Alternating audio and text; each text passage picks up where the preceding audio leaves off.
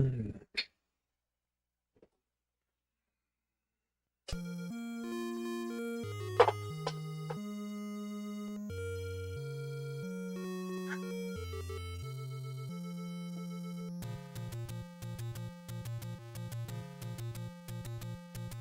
Wait, Mr.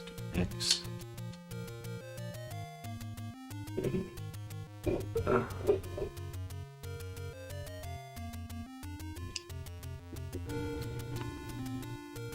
Good boy.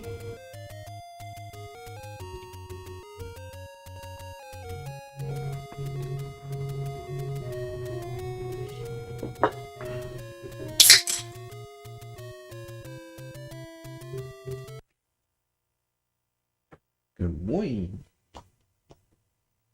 Boy, Mr. Max. There's a serious delay on the timer starting. Oh shit, I forgot what to do there. I learned something new about that area. Basically all caves where you pick something up.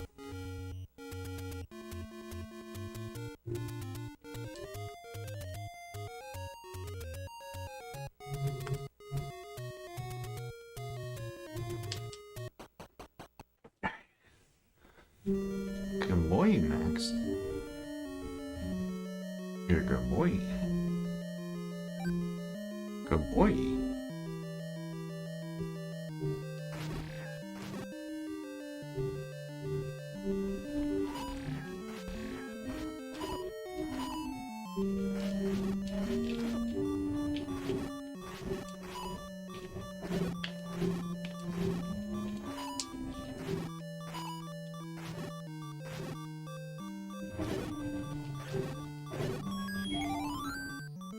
Good boy, Mr. Max.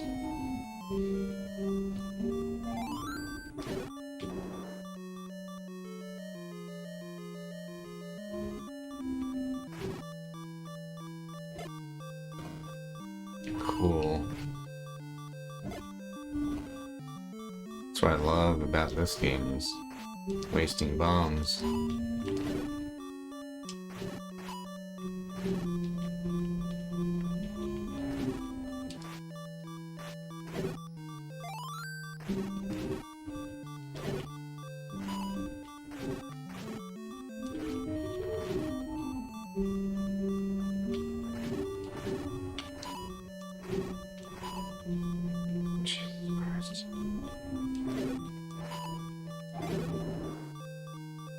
Terrible room, dude. Like, I should be done with the whole dungeon by now.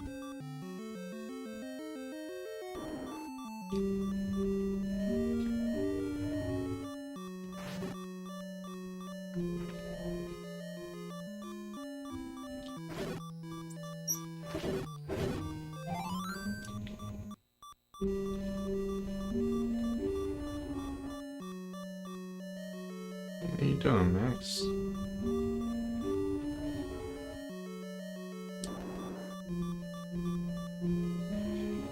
Stop it, Mr. Max.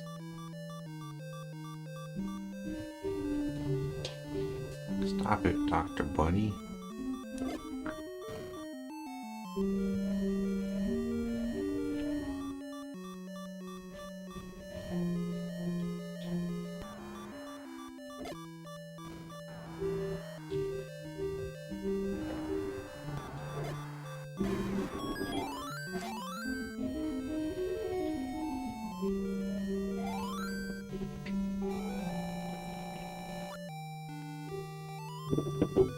Good boy, Mr. Max.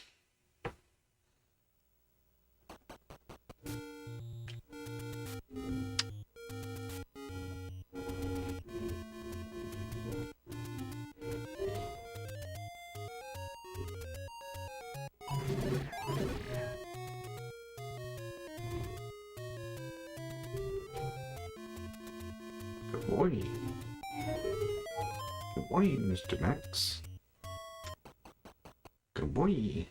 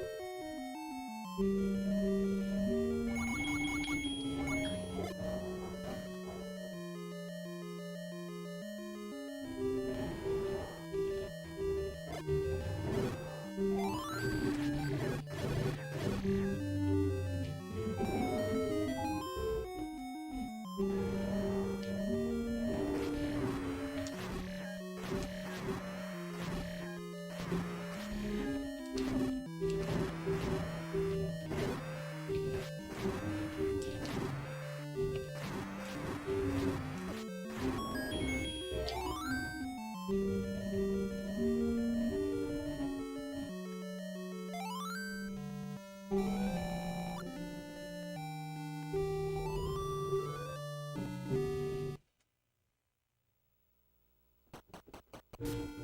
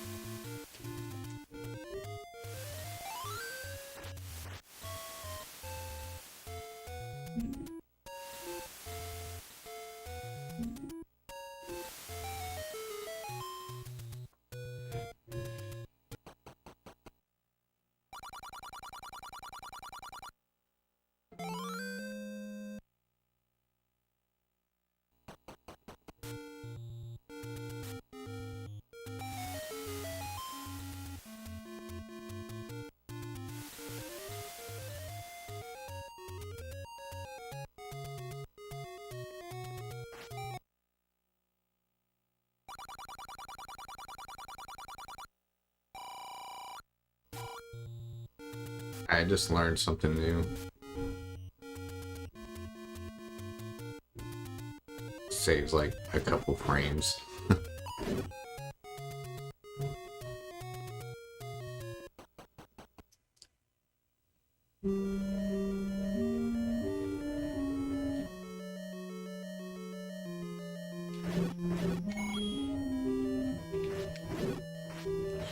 Shit.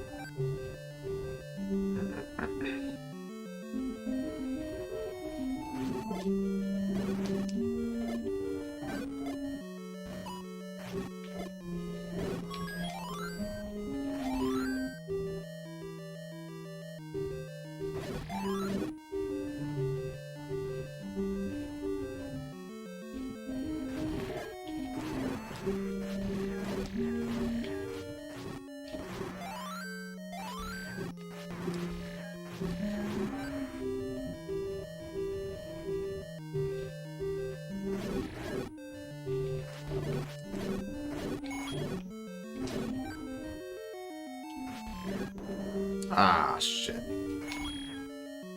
It's too important to skip, I think. Actually, I don't know. I'm still probably gonna be low on rupees. Dude.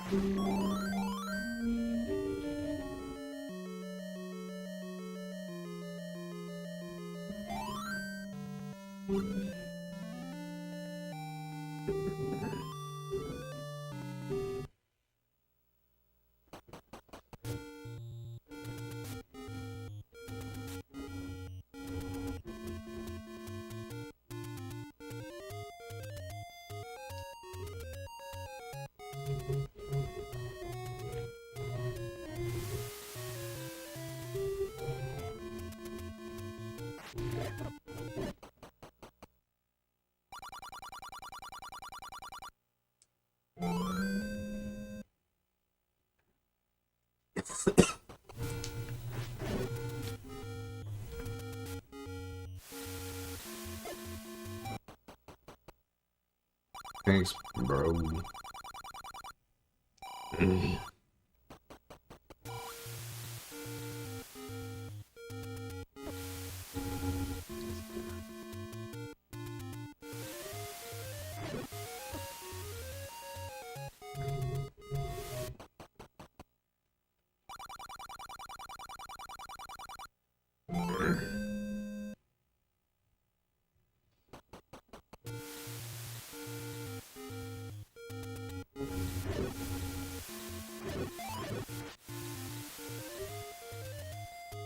Fairy would have been nice.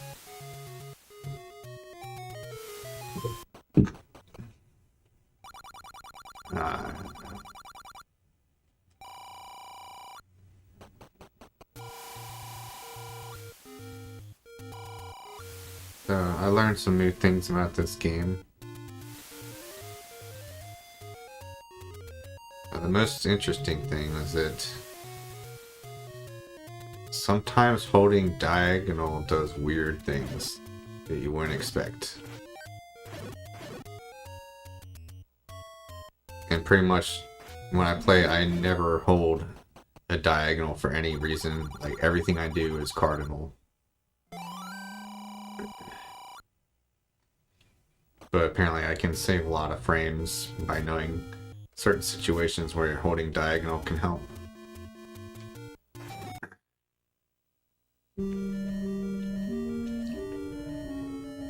Like there are certain rooms where if you hold diagonal, you'll just like turn left, and then when you get to a spot where you can turn up, then you'll just automatically turn up on the first frame you can possibly turn up and shit like that.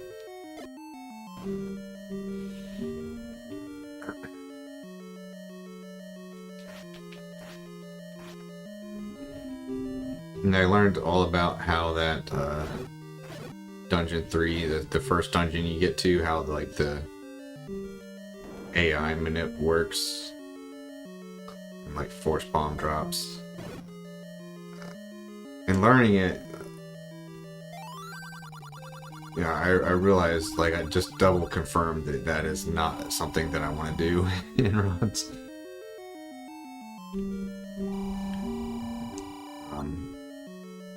So yeah, definitely not going to actually do it, but it was cool to learn about.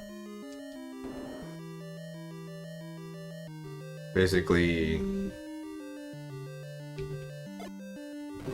you have to memorize four different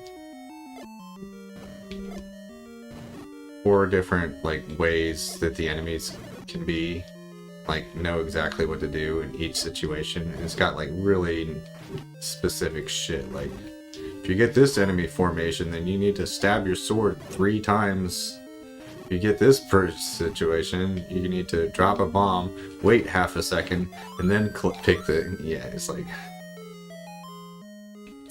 way too much memorization.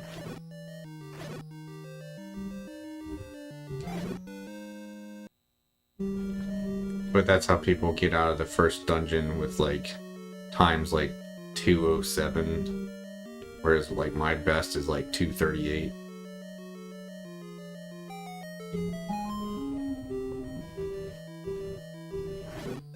Which enemies have the form? Well, it's... I don't really know how to answer that question, because what you're trying to do is... play frame perfectly throughout the entire dungeon. So that you can... like, manipulate the enemies into moving, like, directly into a bomb that kills all of them at once, basically, is the main point of it. In addition to forcing bomb drops.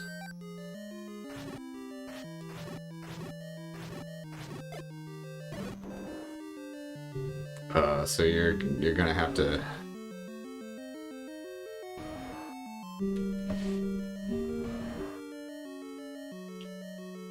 Yeah, there's that room, like, right before you get the raft, where if you were paying attention to the guy running it the other night, he would, like, kill all 5 of them with 1 bomb. And they just, like, walk right into the bomb. That's because he basically played the entire dungeon frame perfectly to manipulate them to do that. Yeah, I thought it was mostly just about the drops at first, too, but no, it's also about getting very quick kills on the enemies in the dungeon. I think it also makes it so that the boss won't troll you too. Like, the boss will move right into your bomb as well.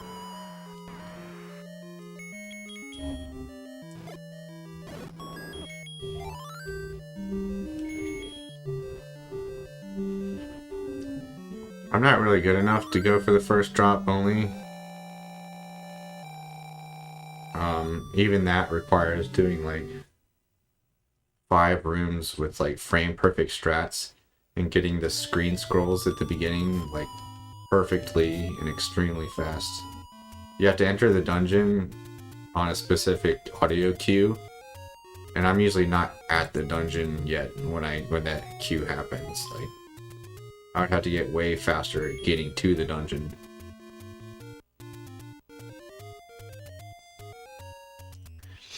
And even if you're just trying to get the first bomb drop manipulated, you still have to react to 4 different scenarios.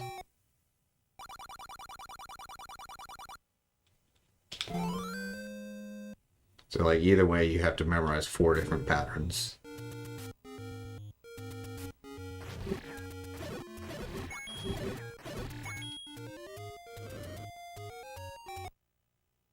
So here I'm holding diagonal upright, and he walks straight to the rupee.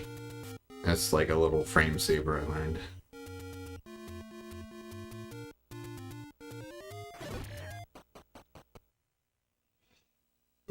Yeah, it's weird because like if you're holding diagonal upright, you'll take like a single half step to the right, and then you'll just go up.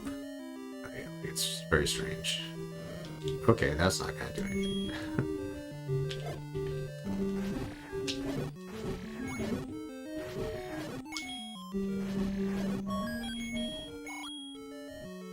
Oh, I'm definitely not gonna have enough money again. Unless like one of these guys drops a blue. There's no way I have enough money.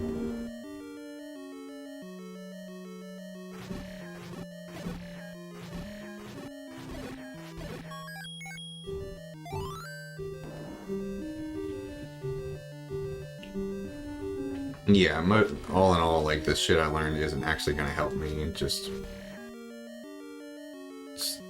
something to talk about, I guess.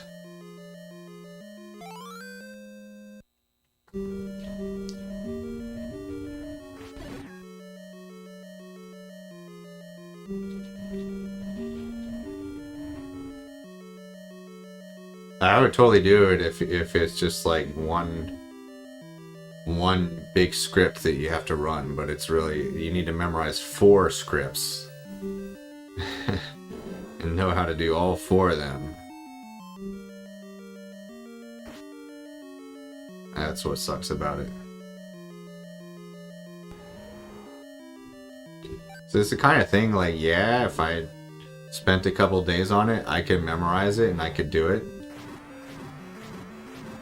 For sure, but this is a game that I like to stop and come back to like months later. And that's like the kind of shit that you'll forget in that time period. So like I don't really want to learn something that I can't keep forever, you know.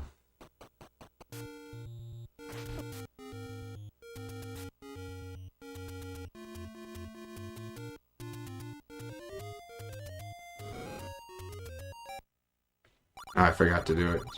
So you have to just hold upright, but when you first enter the staircase there, you have to be holding right as you enter, so that before the guy starts talking to you, you're already facing right. If you don't do that, then holding upright won't work. What's up, Jutney? Happy Friday. I think today's Friday, right?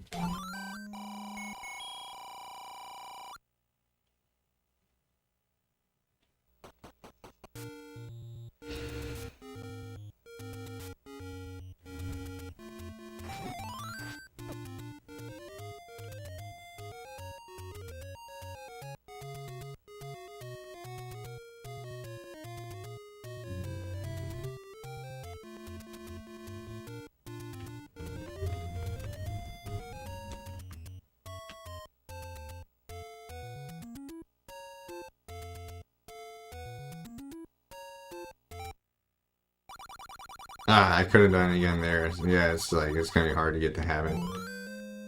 Like, I don't even see how it really saves time, to be honest, because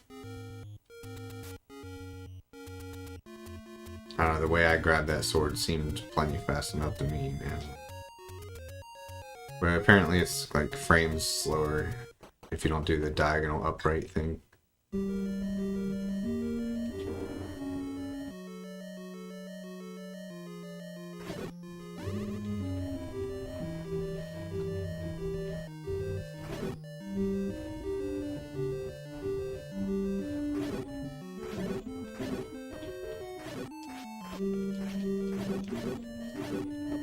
I had a cool talk with my boss today where it basically outlined like everything that I'm like nervous about with my job, like everything that I think like makes me a bad employee. Basically just like straight up talk to him about it, and he's like, you need to be less worried about that because you're doing a good job.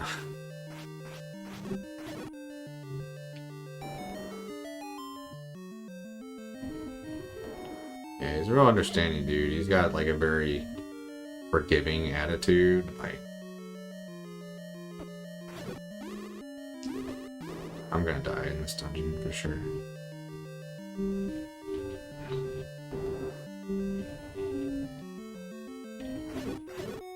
He did reiterate that it'd be nice if I came into the office one day next week though, which would suck. So I did end up ordering a suit off Amazon. So we'll find out Sunday if that fits. Maybe I'll wear it on stream.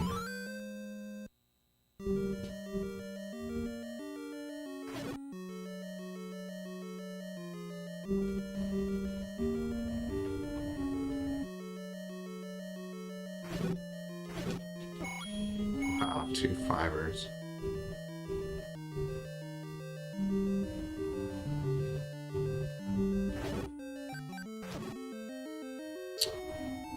Very unfortunate.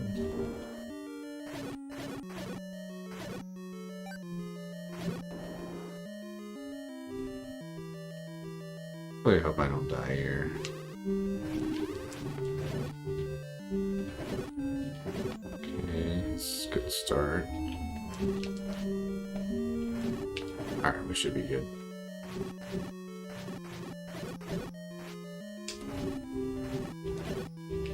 Yeah, should be safe here.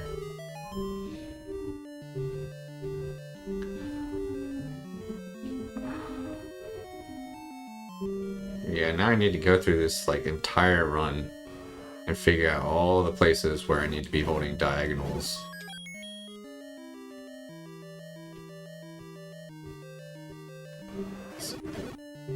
Because basically every opportunity you have to do that will ensure that like your turns are frame perfect. You're not like wasting any time on like switching from going up to left.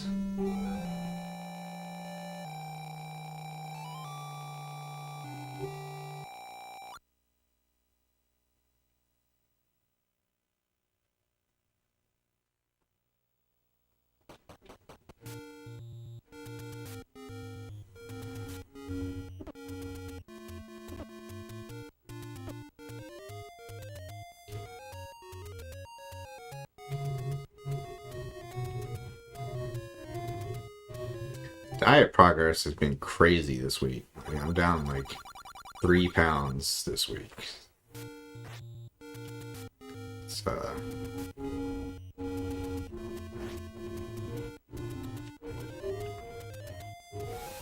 it's having me rethink my stance on sugar. Because like, it was only a 200 calorie reduction per day, but all of those calories were sugar. And it seems like it's having a bigger effect than just 200 calories worth of difference.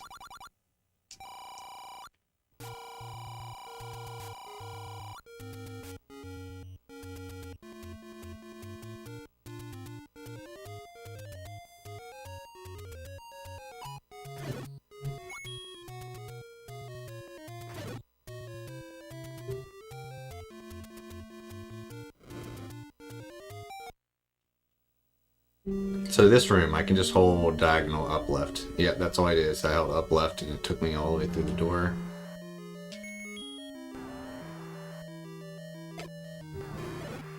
Great, that's like the worst head to still have alive here.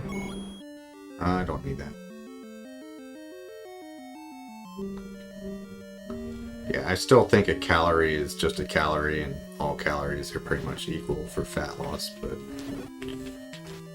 it does make me a little suspicious that the anti-sugar guys might be onto something. But I don't know, I trust Lane Norton, and Lane Norton says calorie is a calorie. So.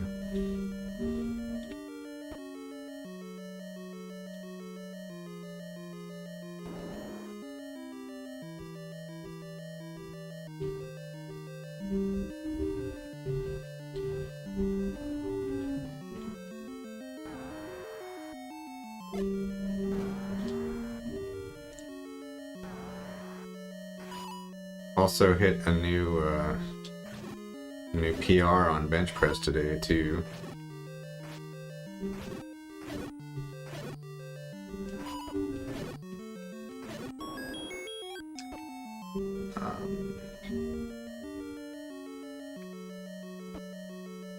Yeah, maybe the sugary drink is holding onto water or something.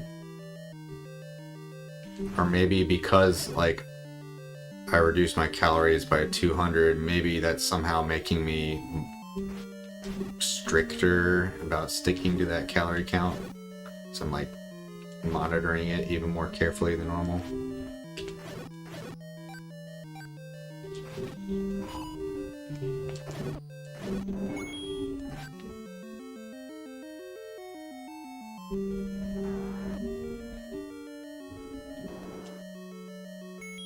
Wait, who's they? Who are you talking about?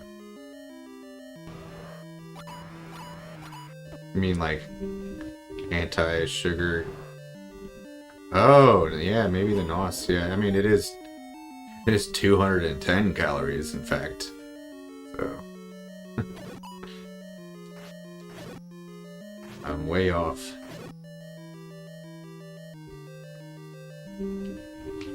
No, I think it's mostly like a discipline thing. Because what I also did is I stopped having those tacos every day that I was like skeptical about the calorie amounts for. Instead, I'm just sticking with the chicken nuggets that are like definitely just 400 calories for lunch instead of something that might go up to 600.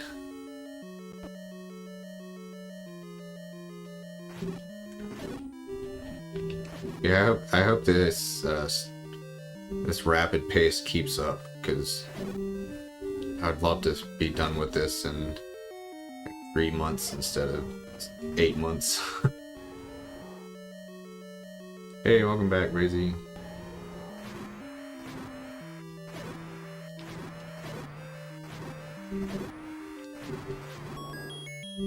That was a good fight.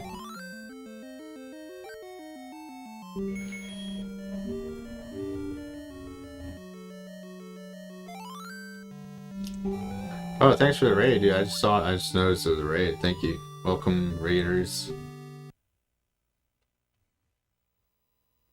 Raiders of the Lost Stream.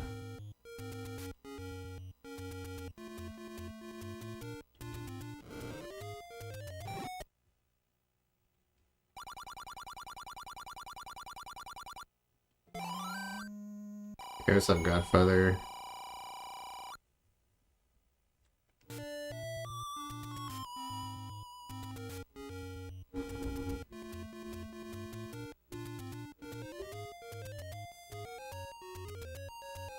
I feel like if they added significantly more sugar to the drink, it wouldn't work, because like it would stop being a suspended solution. Like I think they already put as much like sugar as they possibly can for the amount of like liquid in it. Oops, wrong way on the menu there.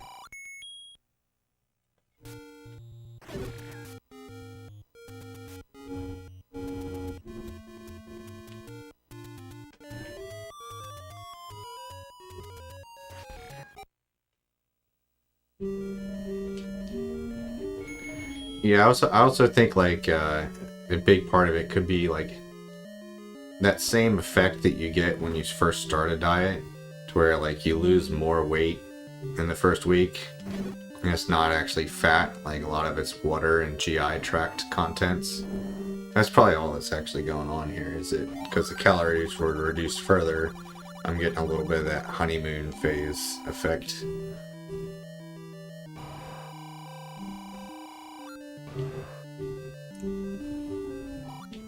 Either way, like I said, I just hope that something in the realm of this rate of progress stays, because I'd consigned to this diet taking another like 6+ months, but it could be done in like 4 instead. So.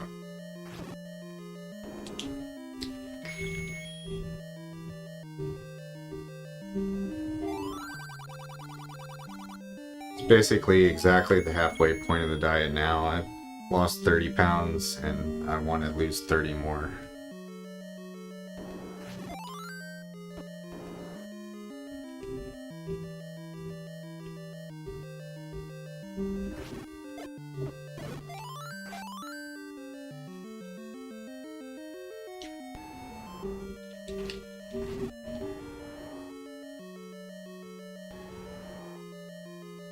Oh, you can hold diagonal on these stairs too, dude.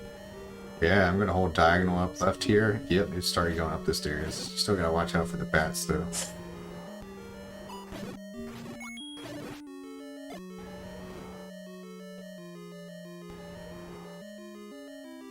Yeah, I just always thought diagonal didn't do shit in this game, but that's not true.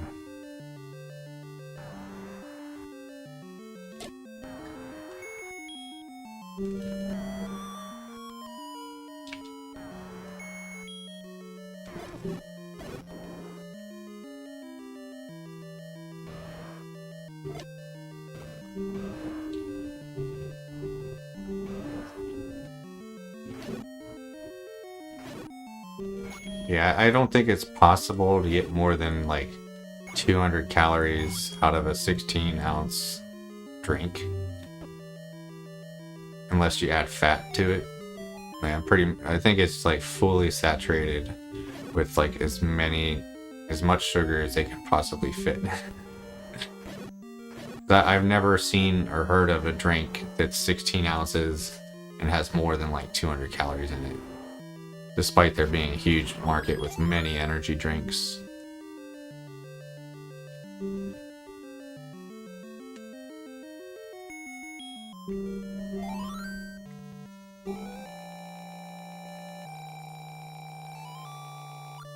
I think Monster has the most at like 230 or something like that.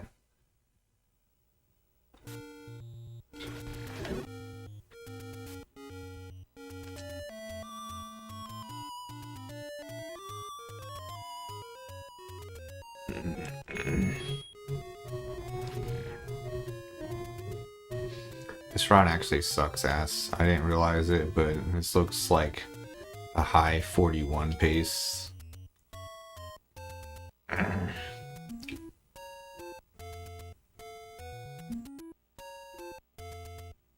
Yeah, I have not changed anything that I'm eating throughout the entire day, except for the reduction of the 200 calorie energy drink.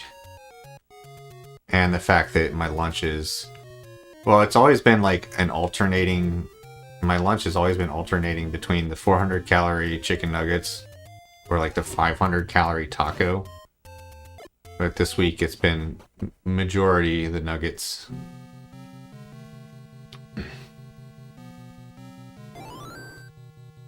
I also must admit that I do have a 70 calorie popsicle most days too.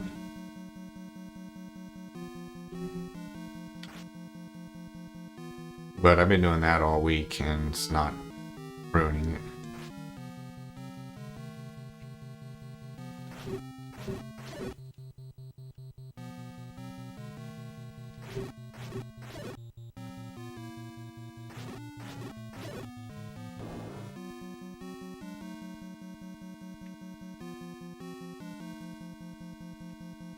I think one of the most beautiful things about this, though, is that, like,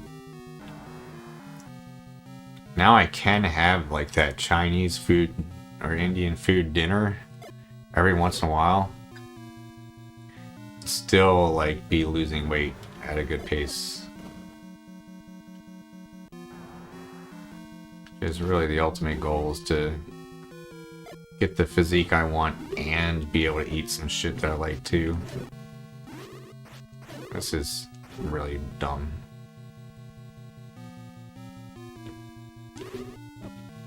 Alright, we should be good here.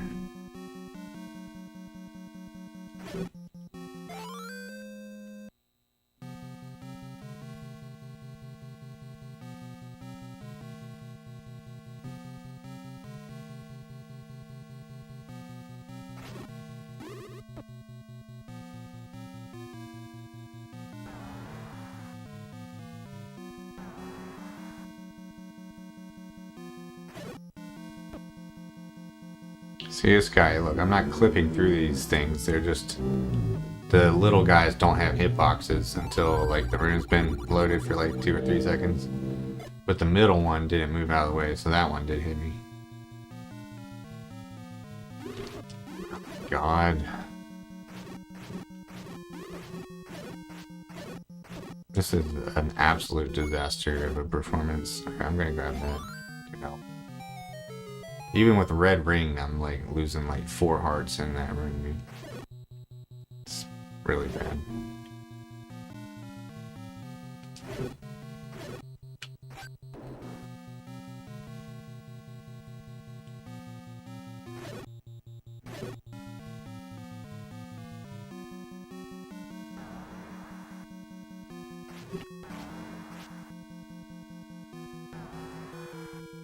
I listened to an interview with Jim today that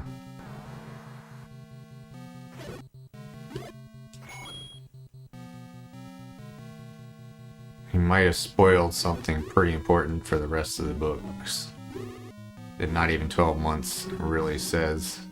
So I won't tell you what it is, but it was a really interesting thing to learn.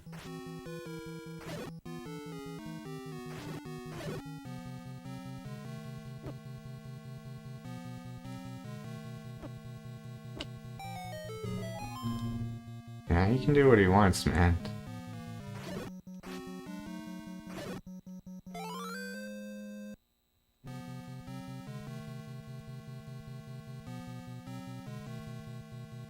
But yeah, what he revealed is one of my biggest questions, which is, he said who he considers the end game bad guy.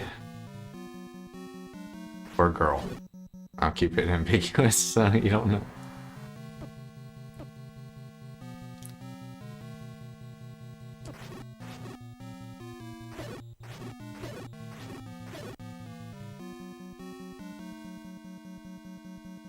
I don't know, to me it doesn't ruin anything knowing that information. It makes me more excited for the end, actually.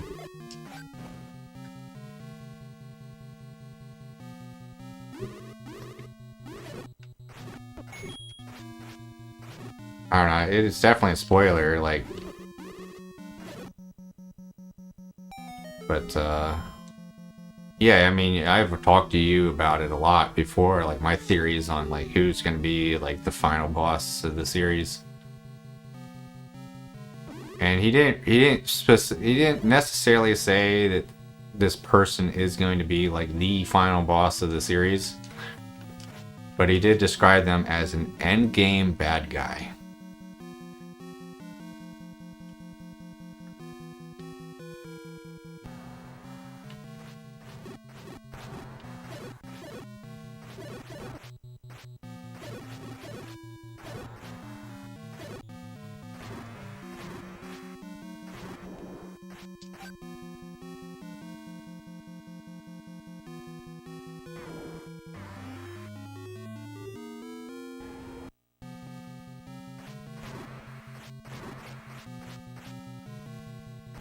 Perhaps.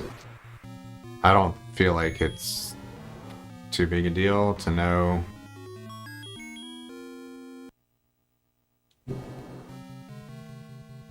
I don't know. There's a fine line between giving like the blurb that you would put on the back side of a book, you know, like that kind of information versus giving you in-depth plot information. I feel like what he said about Mirror Mirror is mostly like back of the book kind of information. At least the idea that he's going to be going to a parallel dimension. It's like we've known that he's going to a parallel dimension for like 15 years now. But yeah, the specifics of why the parallel dimension person wants to bring him in, yeah.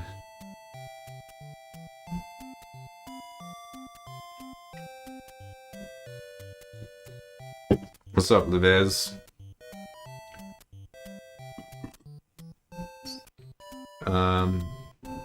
Guess that's pee time.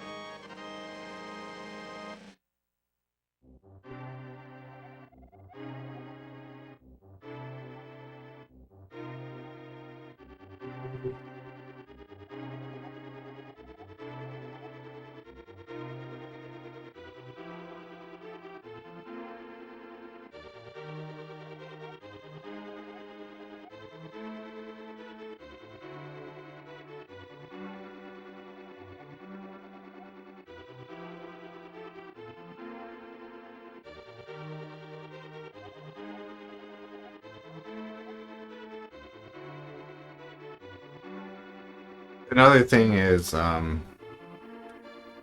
what he revealed about Mirror Mirror is probably something that's going to be in like the very first chapter of the or second chapter of the book. Like, I doubt that's something that you're gonna have to get really deep into the book to find out. Kind of like first chapter of Peace Talks. You know, like Justine is pregnant. That's like the first line. And he released that chapter like 4 years before Peace Talks came out. So, I don't know. I feel like first chapter kind of information is a little more forgivable. But I hear you. Like, if you want to be 100% spoiler free, you have to just not listen to any interviews, basically.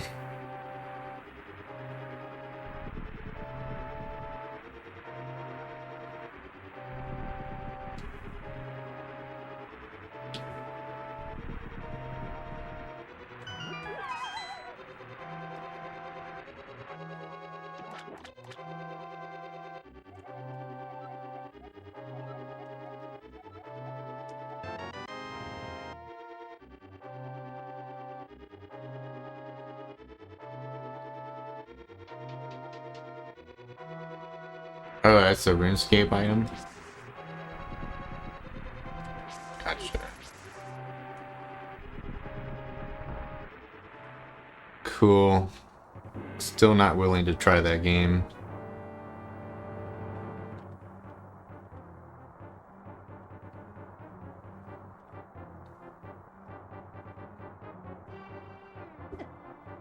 I was also pleased to learn two things about Jim in the interview I listened to today as well.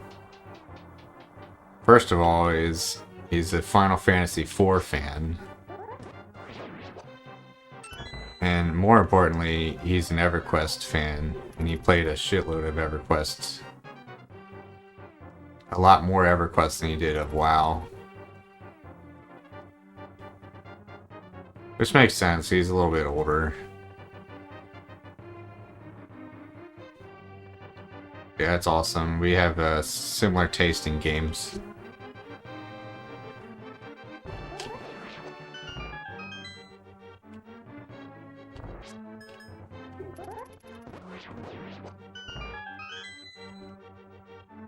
There's no way I'm gonna play RuneScape, dude. like it doesn't have the perspective I want in an MMO. Like I don't like the overhead view. The camera should be either first person or behind the character's back. That's the way it's got to be.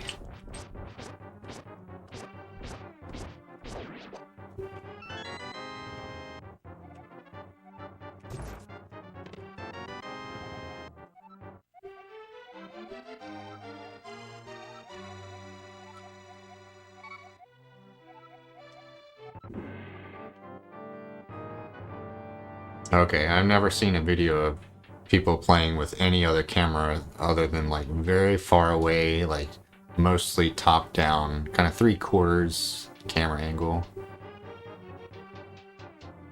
Which I feel like it makes me stop feeling like the game, like the character in the game is my avatar. It no longer feels like that's me in the game there when it's at that camera angle.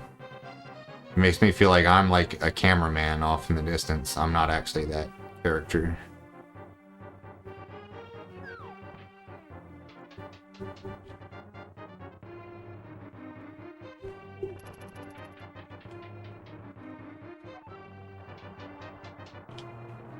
Yeah, I think MMOs would be even better if they forced you to be first person. It's like, and back in the day, everyone played EverQuest first person, and it was very immersive because of that. The problem is you can't tell if there's another mob like hitting you from behind. So everyone stopped playing that way.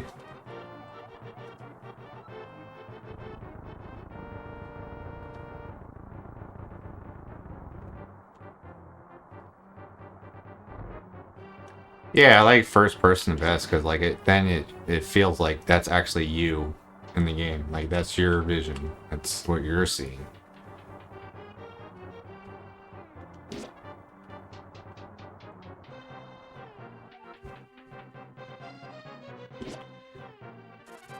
Ah, stupid bat.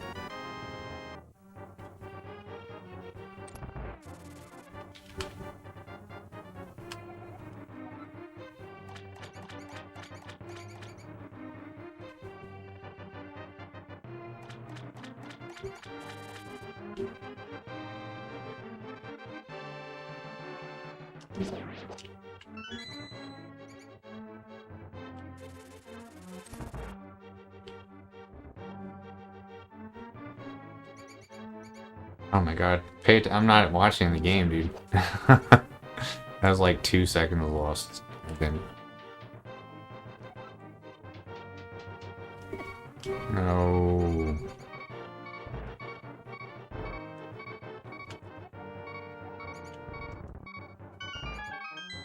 At least there's still a sub 6 escape.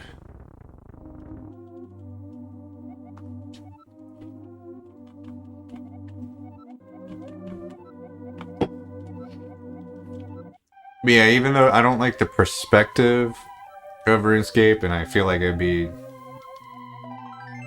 feel less real, like I've been saying. But I do like the math going on behind the scenes and like kind of just like the overall system. That part does seem like it'd be very addictive. It's like there's so many skills to work on and they take a very long time to increase your skill. The problem with a lot of modern MMOs is that you get your character develops way too quickly.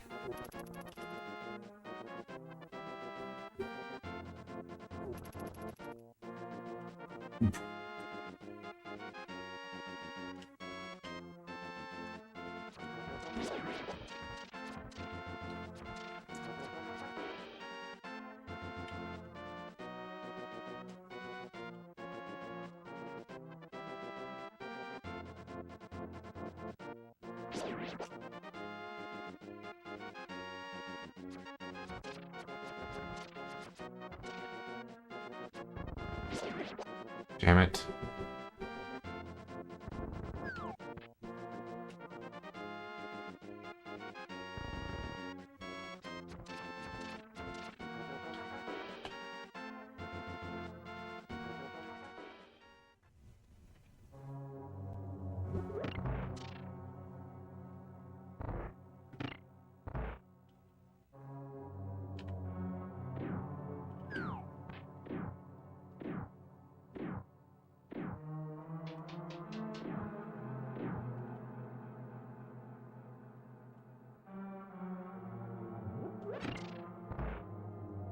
I'm also wary of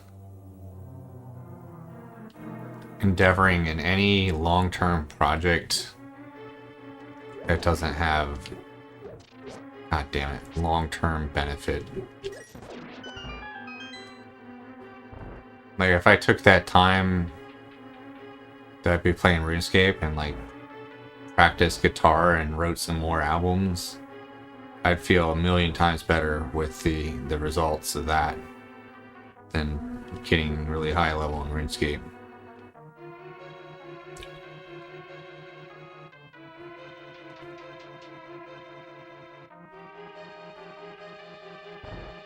Yeah, wait, like literally at the same time? Interesting.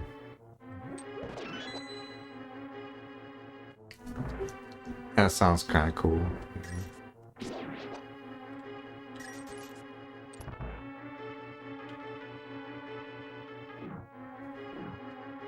That sounds a lot like EverQuest. Yeah, it's like in EverQuest you're always like farming mobs that respawn like every 8 minutes. So you spend like 7 minutes just doing nothing.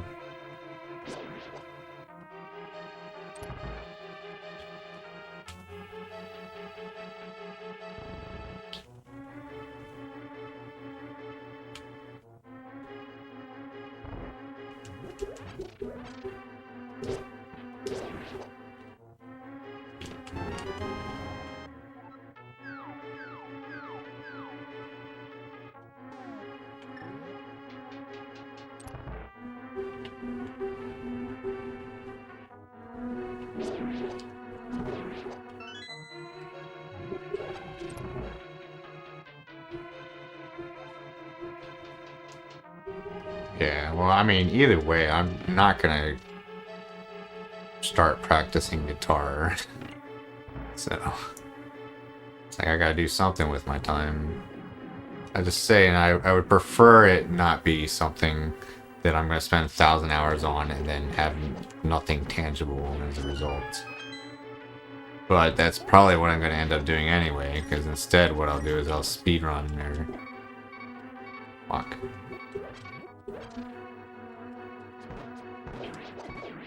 Dude, this is the worst.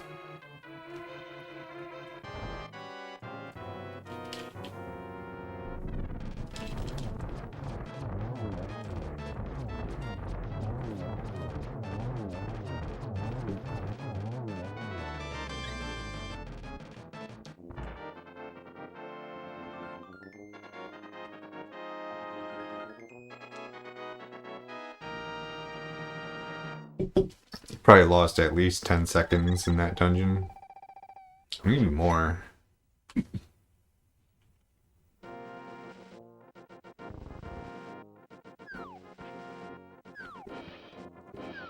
Yeah, this run's not off to a good start. But to be fair, I haven't been paying much attention to it. There's a lot of chat going on.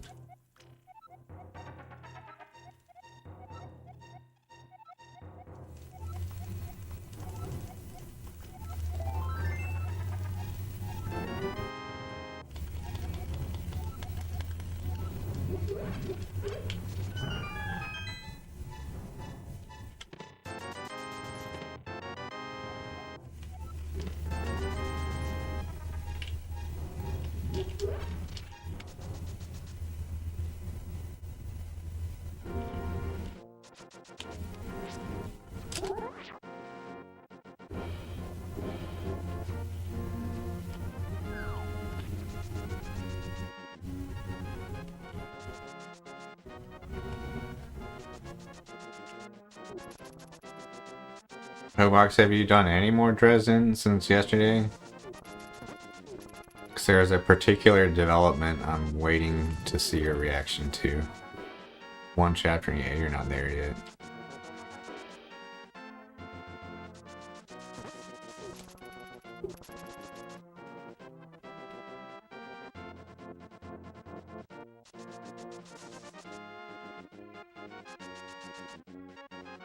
what time of year is it in the book? Because that's kind of the easiest way to be able to tell how far you are.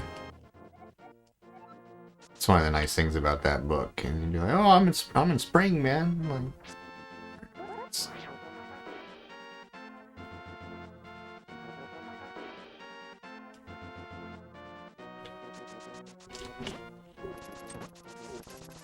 beginning of October. Okay.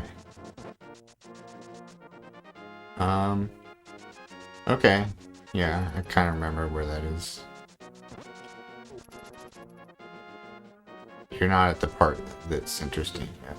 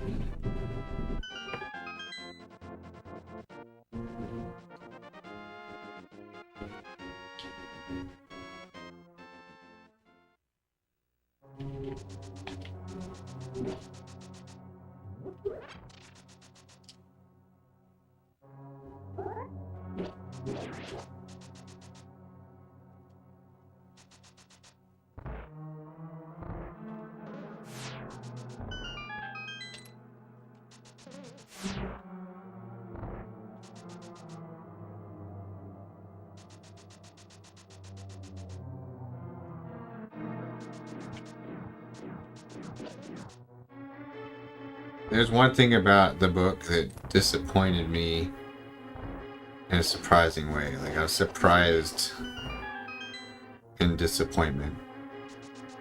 I'll have to tell you what that is when you finish. You'll probably agree. They're still talking about the Dresden Files. It's the newest book of this series, which is number 18. Dresden Files is about a wizard living in modern-day Chicago. He's kind of an outcast among the wizard community, which kind of like Harry Potter is like hidden from the mortal world. But regardless, he uses his magic to help people basically, and solves a lot of mysteries. But it's by far like my favorite book series I've ever read or listened to. It's the way it develops, both in terms of like power scaling, like, introduction of more and more fantasy elements, character development, all that shit is like it scales so well. It's very good.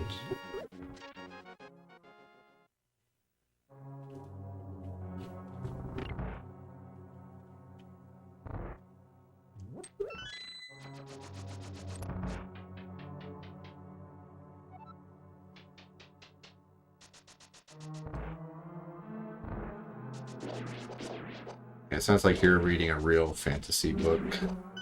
Dresden Files is not real fantasy, it's urban fantasy, which it's my favorite kind of fantasy because it's believable. Like, it fits into a modern day world, therefore like you can kind of see it actually happening in real life. Whereas most fantasy books are just way outside the norm.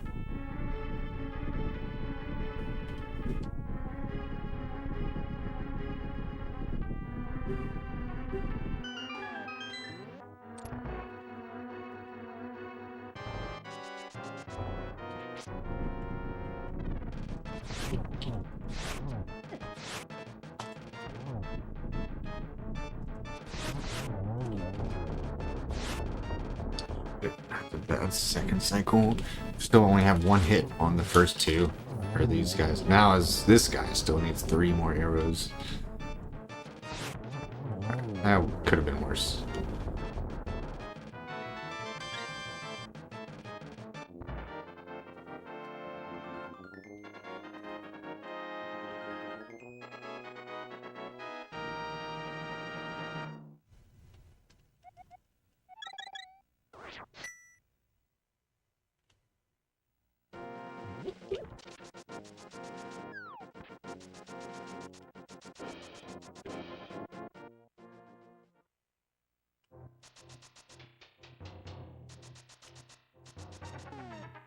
Depends on how much time is spent in 20th century Earth versus the more parallel world. I think in order to be urban fantasy, you'd have to spend at least half of the time in a modern day setting. But I really like that premise for your game. That's great. Like, it's gonna make the character more relatable to me.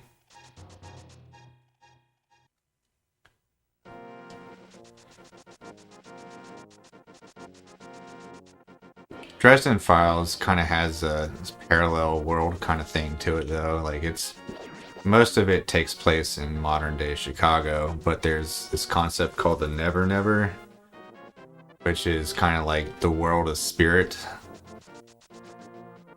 And like eventually Harry is able to like travel to that place as well as the mortal world.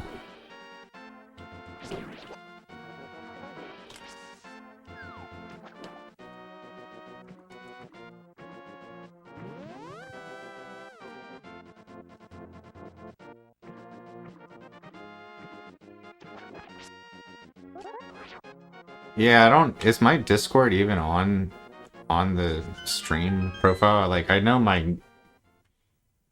I don't think you can find the Discord link on my profile. But if you do exclamation point Discord, that might give you what you need.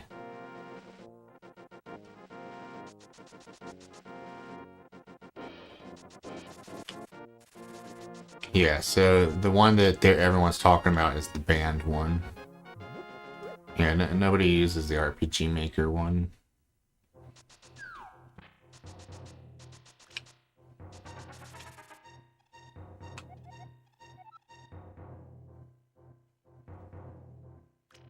Oh, it's in there? Okay.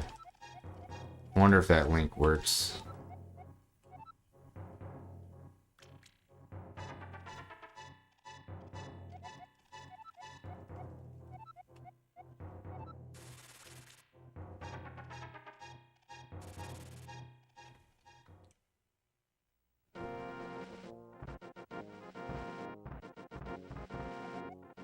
There's a weird pattern. Normally this squirrel guy to the right of me is to the left of me by now.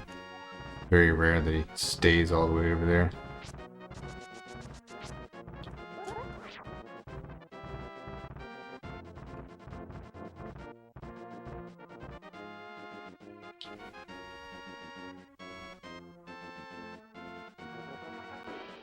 Yeah, it's kind of hard to mix those things because you have to... When you have so many, like, mystical races, like, how do you explain why no human has ever seen them before?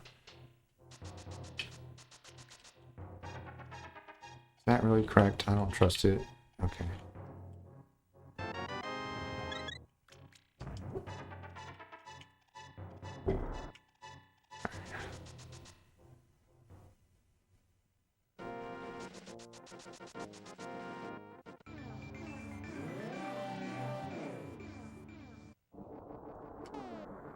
Yeah, for Dresden, yeah, it uses that Never Never.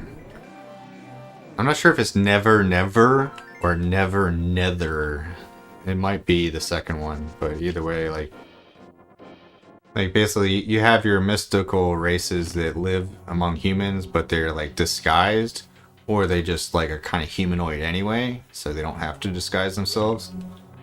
But you also have some creatures that are like even like more out of the ordinary that just live in the Nether Never or whatever it is, but they can transport over to the human world. Huh? How long ago was this box? If they're asking that question, then they don't understand RPG Maker very well. Basically, when you download the game, when you download the game as an end user, you're still getting everything you need to open up the project file in RPG Maker, the program. Which means anybody who's downloaded the game itself can also open it up and see what the code is behind it. Okay, it's just never, never.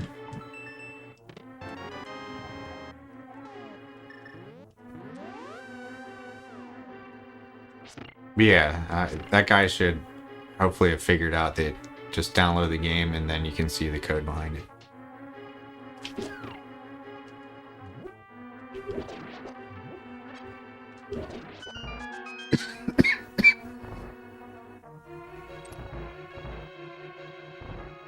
Hell yeah.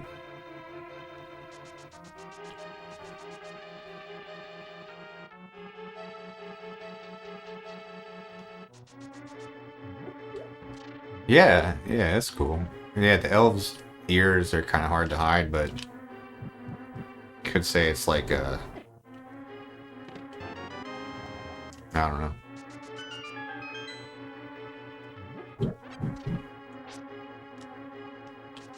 The elves in Dresden Files, they have they're basically a subgenre of fairies, and fairies all have the ability to basically use glimmers so they can make themselves look however they need to.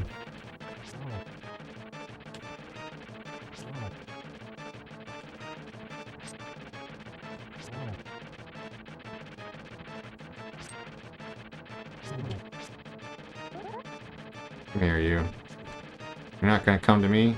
Do I really have to come to you? Asshole.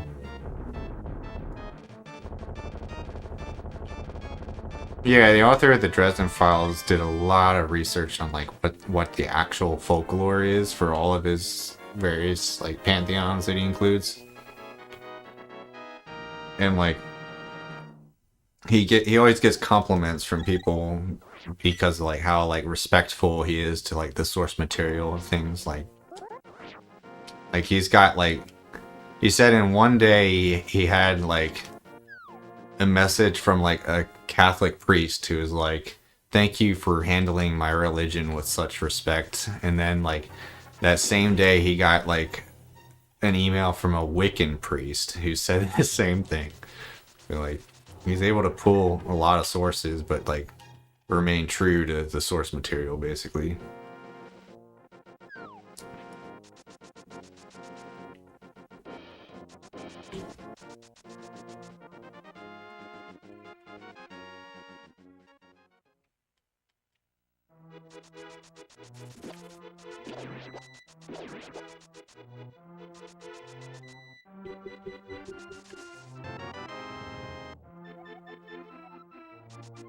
Oh, yeah, that's cool. And I think genies come from multiple societies. So there's the Jinn, which I think is like more of like an Indian thing. I don't know, I could be wrong about that. Speaking of which, read Virus Hobox. That one's got some genies.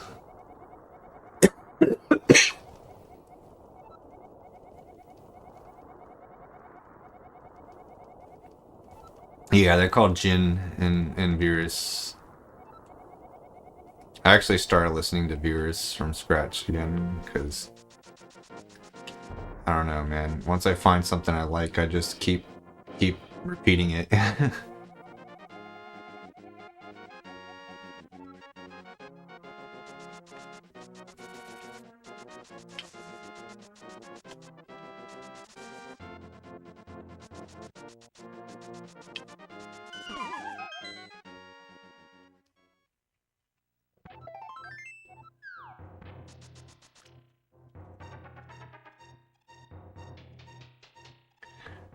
Are you guys familiar with the show Buffy the Vampire Slayer?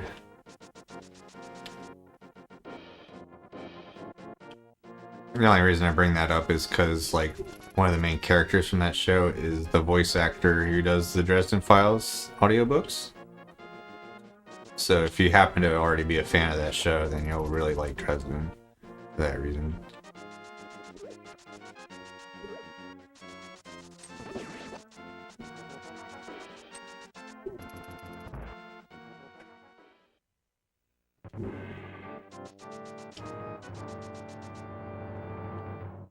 Yeah, yeah, Jin are yeah, they're a lot more than that. Like,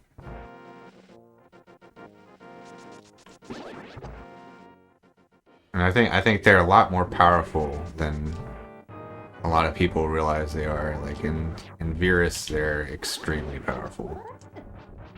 Like reality bending power.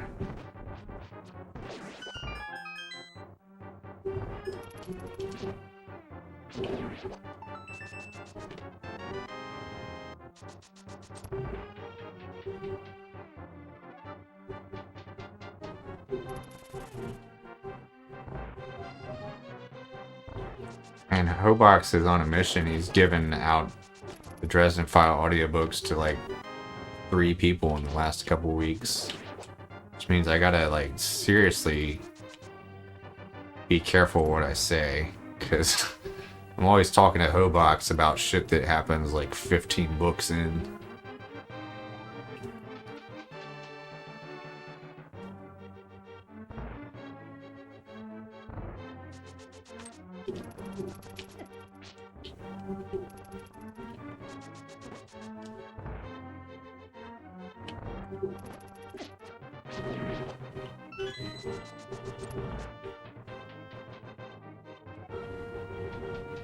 Oh, interesting.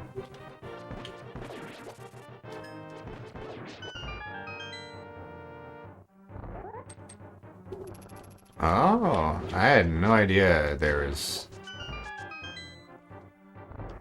any relation to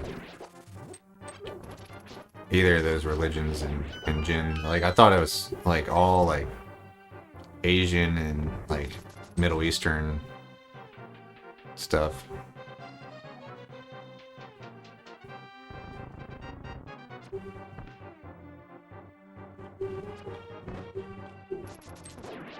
Oh my god. What a clumsy mistake.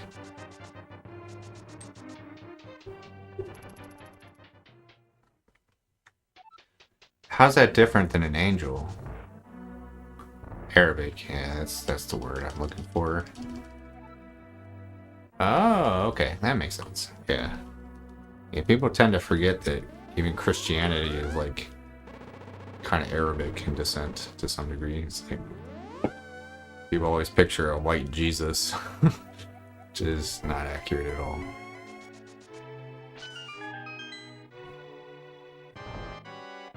Okay, there's okay, that makes sense.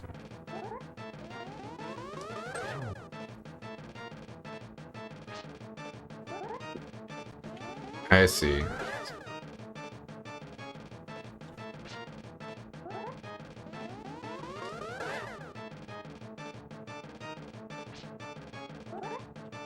Okay.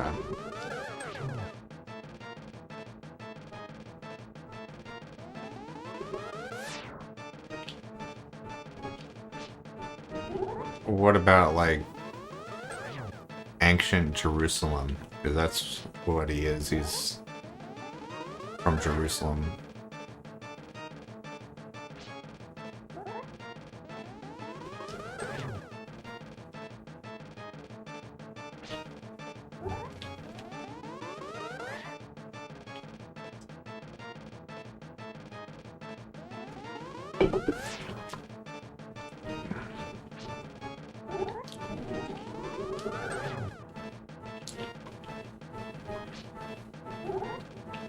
Right, yeah, he definitely didn't have blonde hair and blue eyes. But yeah, I guess he could have looked somewhat white then.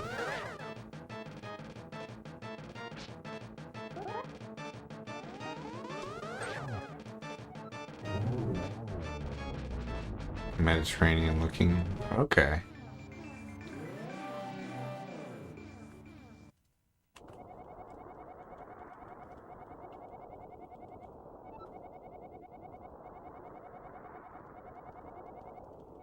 So I lost like 30 plus seconds in that fight because of bad RNG.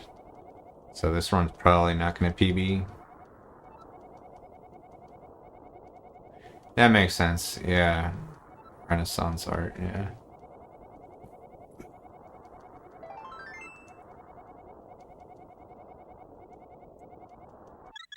then Renaissance angels are like really different than how like they're actually supposed to look. Apparently angels like look really scary and don't look like humans at all.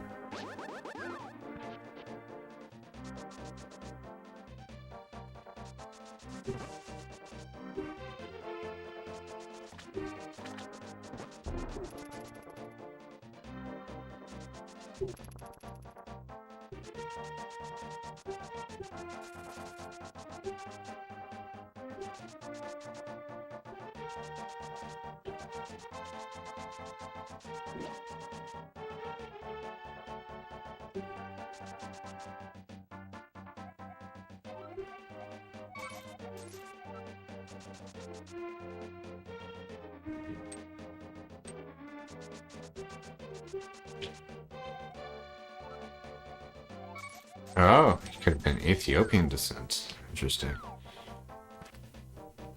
Yeah, I guess we don't know his family tree besides just his parents, right? So, how do we really know what his genetics are at all?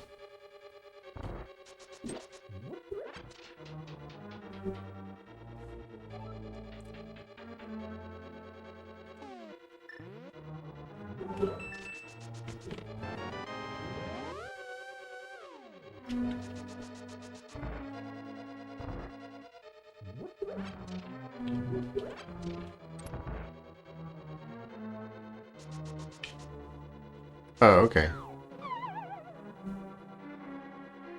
Yeah, that.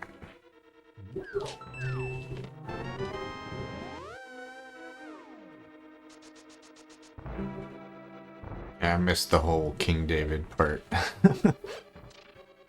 I went to church for the first like 19 years of my life, and there's a lot of information that I'm still missing.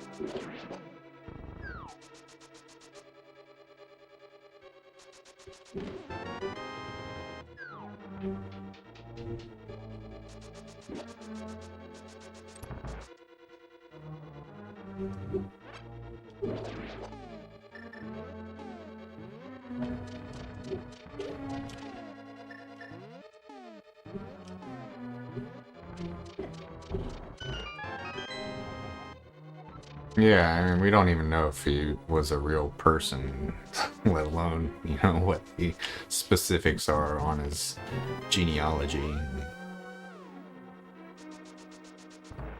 I don't know. From what I've heard, like, there's pretty good evidence that, like, there was indeed a man named Jesus who was crucified under Roman law, but that might be all we know.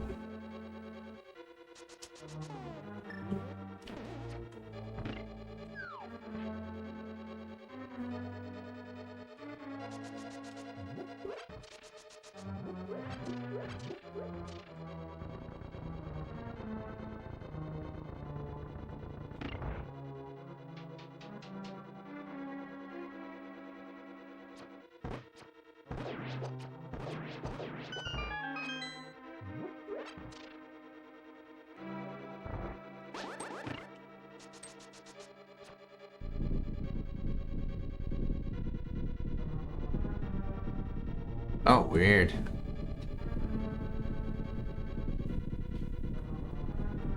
That's some cool shit. You definitely won't find that in the Bible, but I'm curious where you can read about stuff like that. That's not like Wikipedia, because fuck Wikipedia.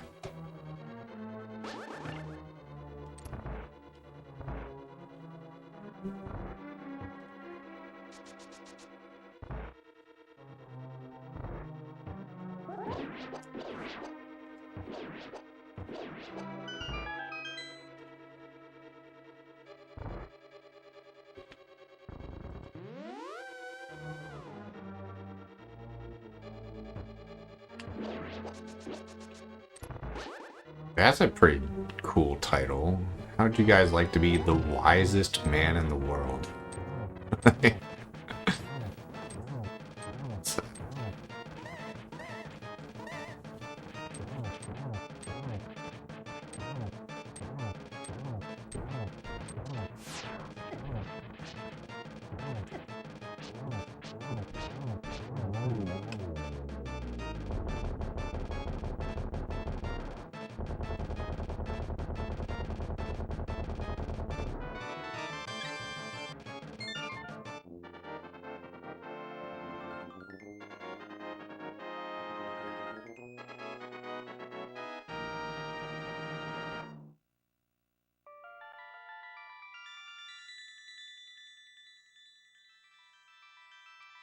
He mentioned in the Dresden Files?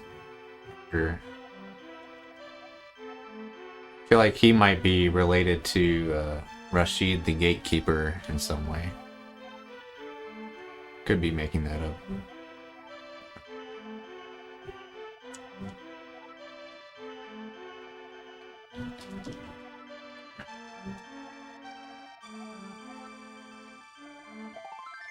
Or maybe he was an ancestor of like Sonya's, like one of the Knights of the Cross. I don't know.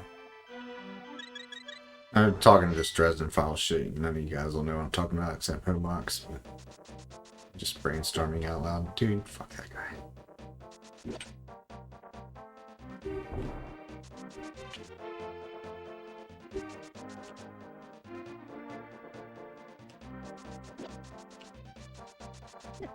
Wow, dude, what rotten luck. Good thing this is 100%, because in any percent I would have to go into the next dungeon with this much health. But in 100%, I'm going to pick up a heart container that refills my health.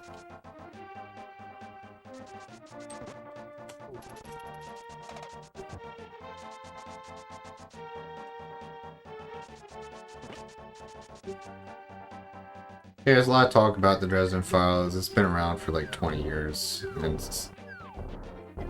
there's still new books coming out, so people keep bringing it up. Depending on who you hear it from, it's either like one of the best like fantasy books people have ever read, or like the most misogynistic, fucking out of touch, like fucking, I don't know, like, woke people don't like it.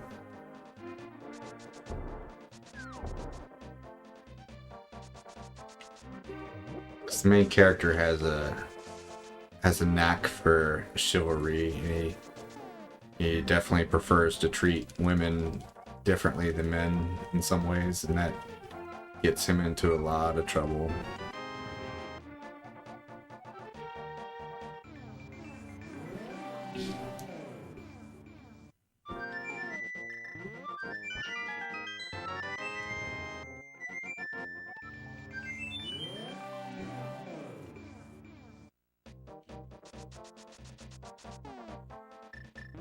Yeah, what the people like, the main complaint is that Dresden in his mind, not out loud, like he never comments on like a woman's appearance out loud, but in his mind he's always thinking like, wow, she's really attractive, and things like he'll describe a woman he meets and be like, she had a great figure or something like that in his mind. Which I kind of thought all guys just do that anyway. But like that really offends some people. Yeah, exactly. Don't we all do that? But you know, some people get really offended by that. You know, like this guy is he's a pig.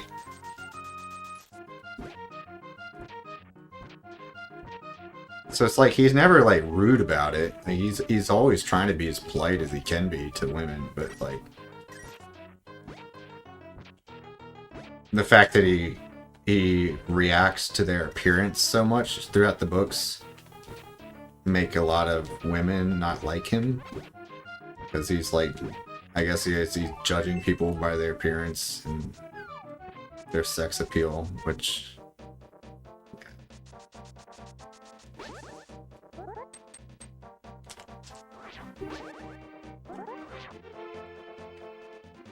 yeah, the audiobook is really good.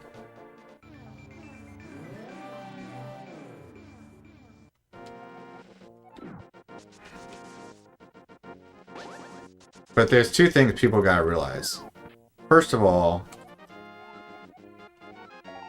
well, there's actually three things you gotta realize.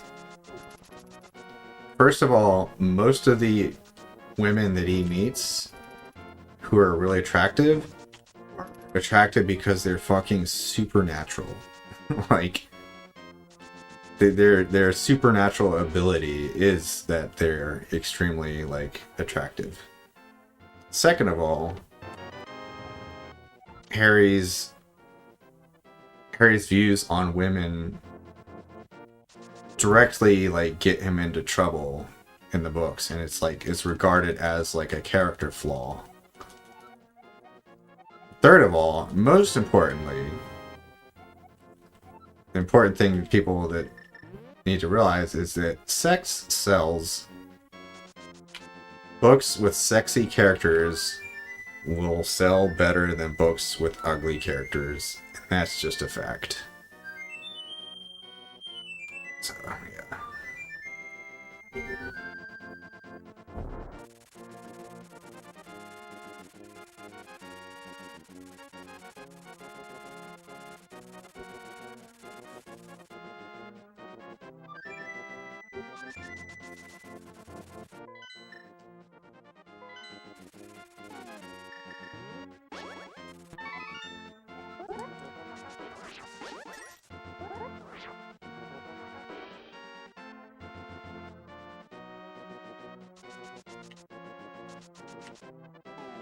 Yeah, it totally does. Yeah. And also, don't pretend like women don't fucking like sex stuff in their books too. Like, some of the shit that I've heard about that women read these days is pretty amazing.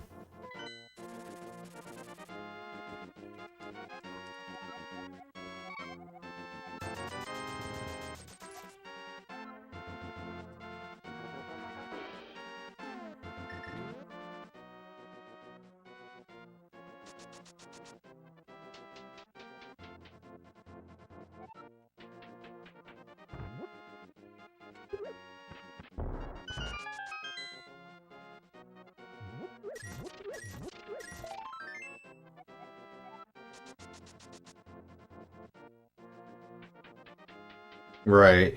And what's that book with like the fucking Minotaur guy who has like his Minotaur cock described in great detail?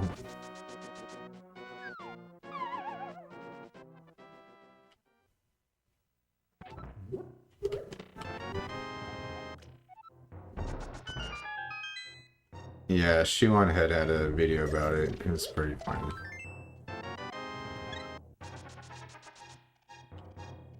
Credence? No, I don't know.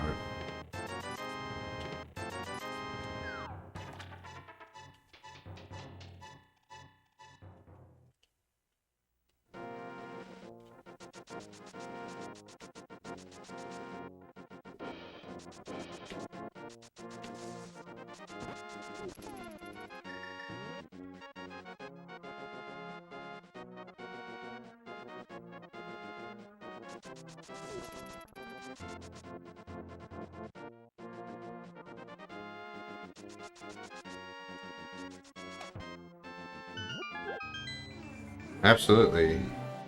You cannot be the type to easily be bothered by things and be a frequent viewer of my stream.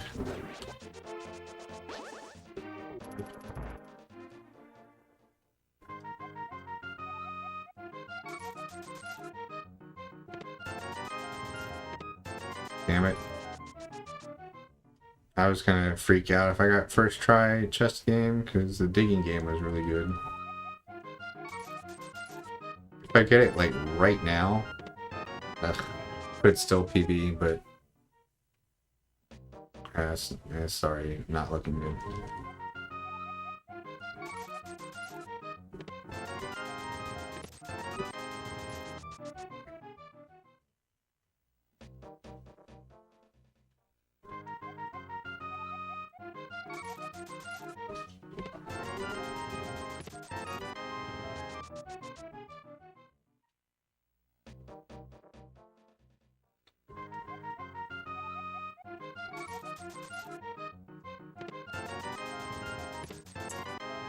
Yeah, it's not looking good.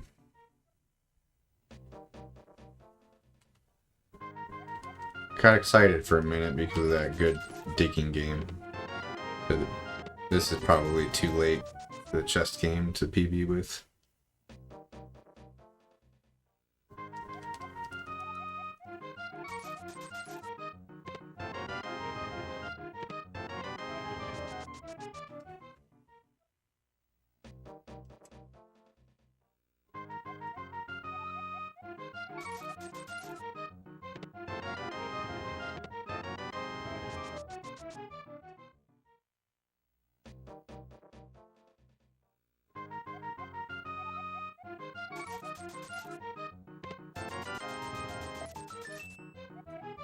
Yeah, that's not good enough for me, man. Like, probably can't PB with this.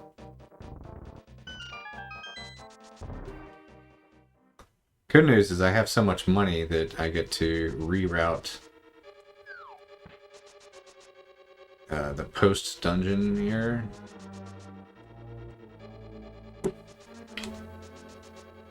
Which will save like 20 seconds, but I lost too much time in the game itself.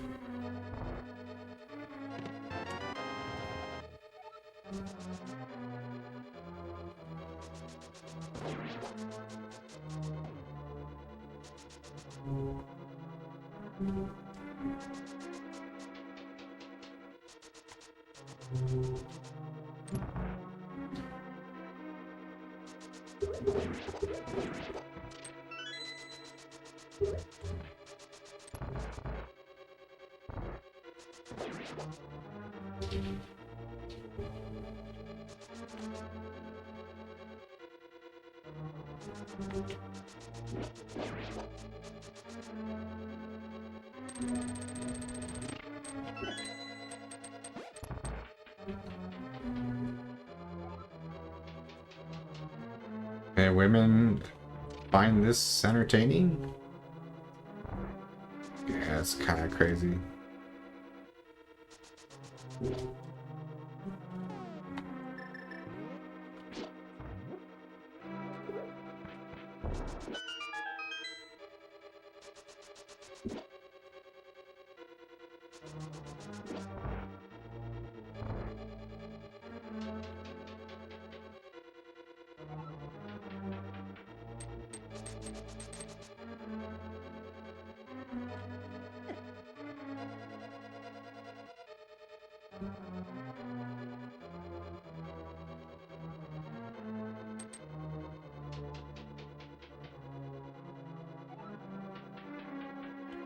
Yeah, that's a lot worse than Harry Dresden saying a woman has a nice figure and then being extremely polite to them.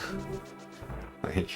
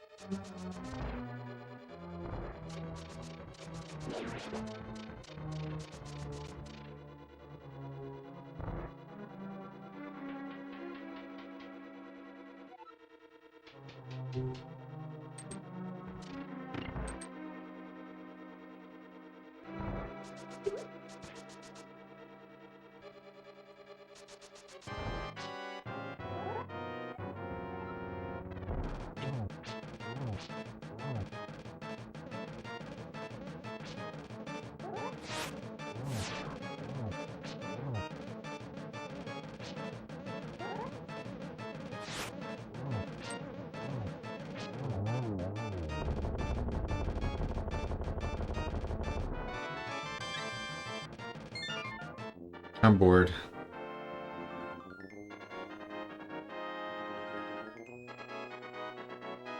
We've officially hit boredom.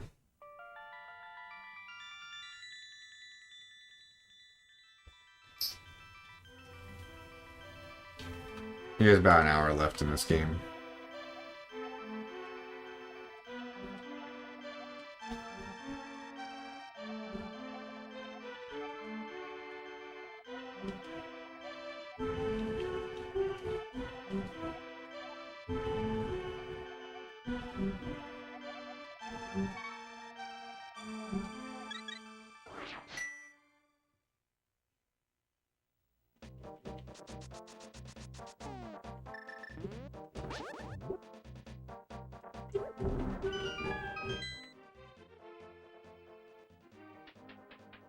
No, I didn't.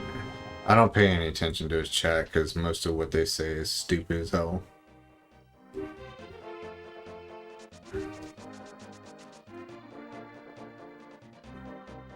Oh, interesting. That's funny. What's his excuse for not playing it?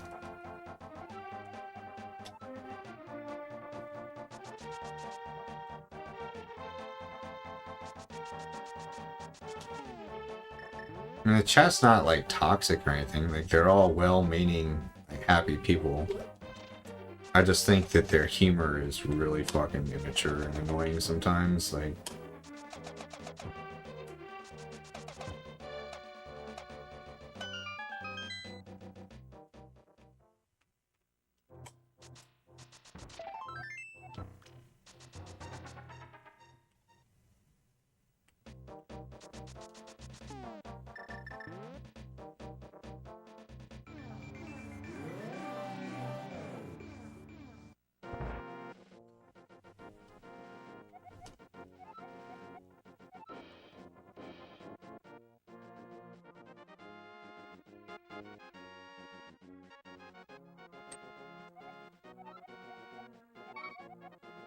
yeah, but it's all very subjective. But in my opinion, having a world record speedrun is more impressive than being like a top MMO player. But again, that's just subjective.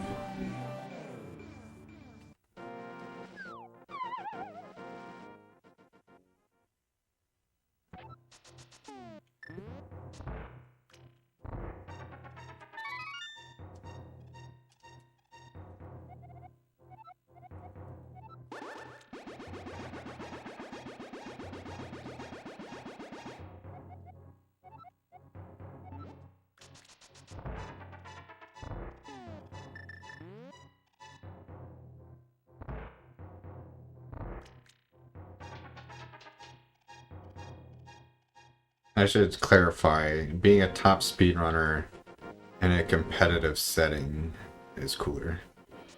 Like, I don't care if you're the top runner of a game with 10 runs or 10 other runners. Like, CFG is the best at a game that like 1,000 people have ran. So.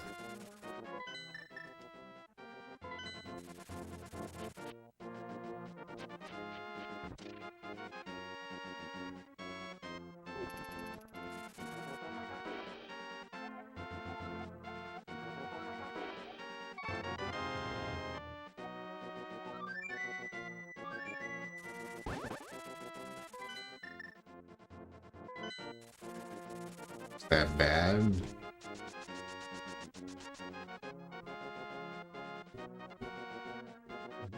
Oh.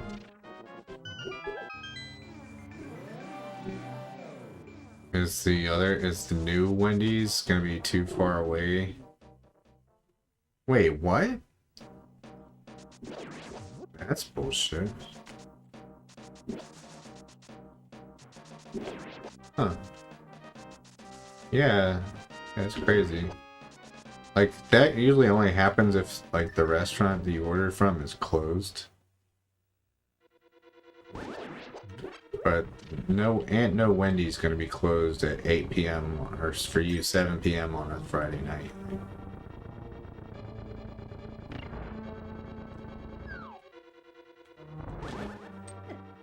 Get off.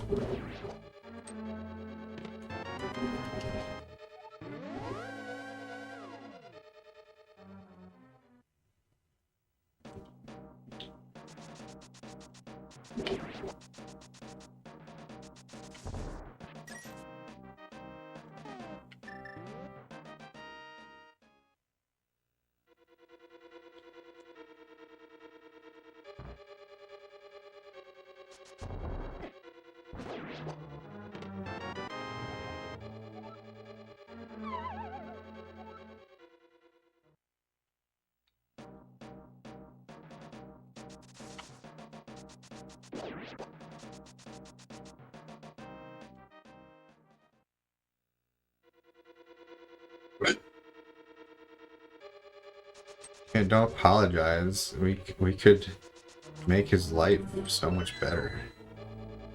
What if he had Taco Bell? Imagine pleasure he felt.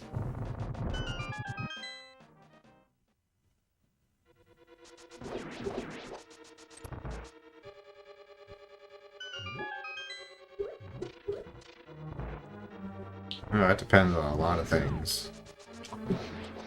There are diets worse for you than fast food.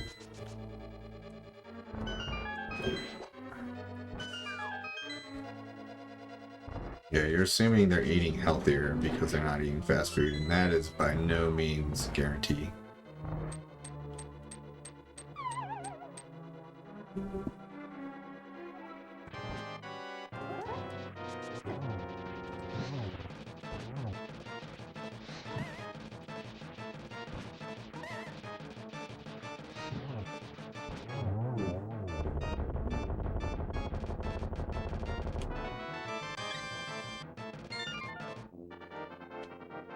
Like, what if all someone gets from a fast food restaurant is like the grilled chicken nuggets and salad? Like, that's possible.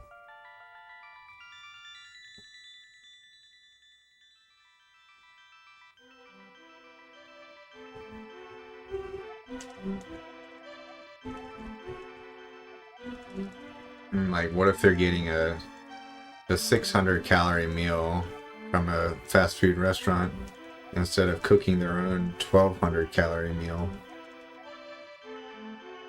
That could definitely happen too. When you're doing your own cooking, you can add a lot more butter and oil.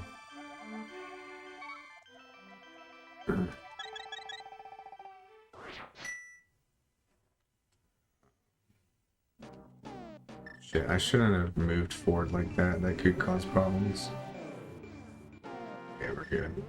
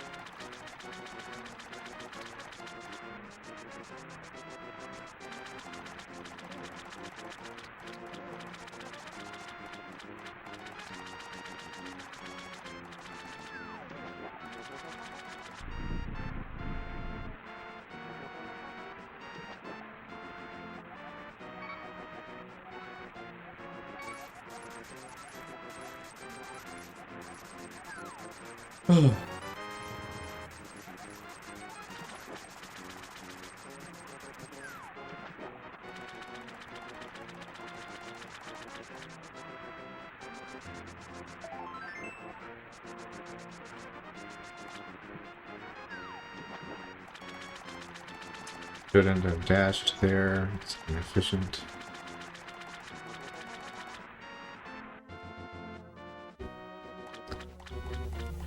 If I get a chance, I kind of want to verify that this run can't PB.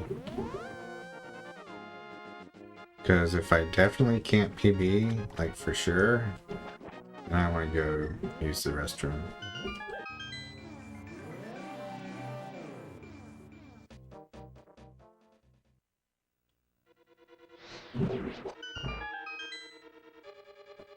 I'll watch what time I finish this dungeon, and I can look at my YouTube video and see what the time is.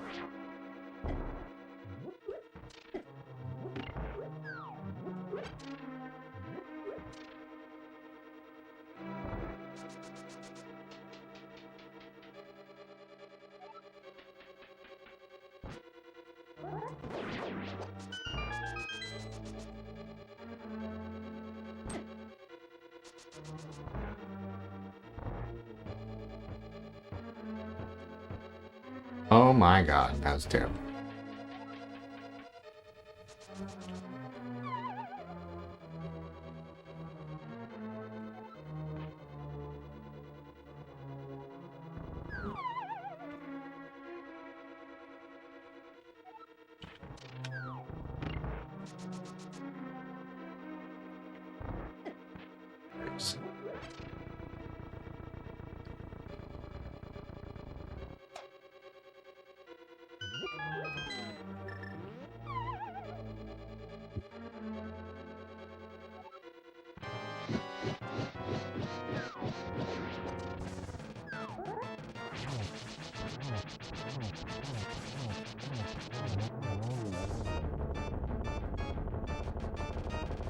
Right here. Crystal grab at 107. Hopefully.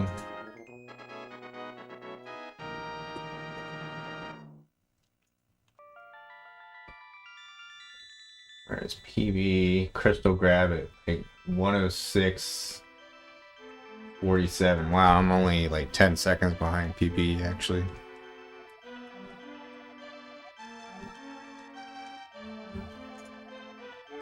Surprised it's that close. Shit, so I guess I can't be? Not really.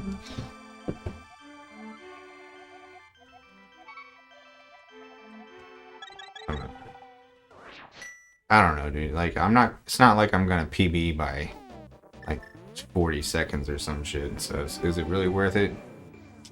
Like, the most I could probably PB by is like 5 seconds. Do I really want to suffer for the next hour just to get that?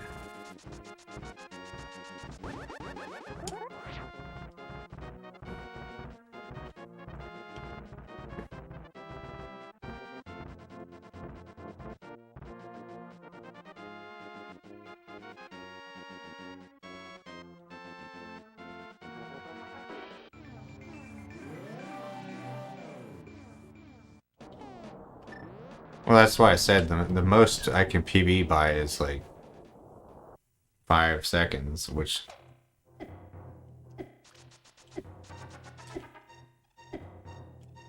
Because I'm like 12 seconds behind right now. So if I PB by 5 seconds, that means I brought it back like pretty significantly.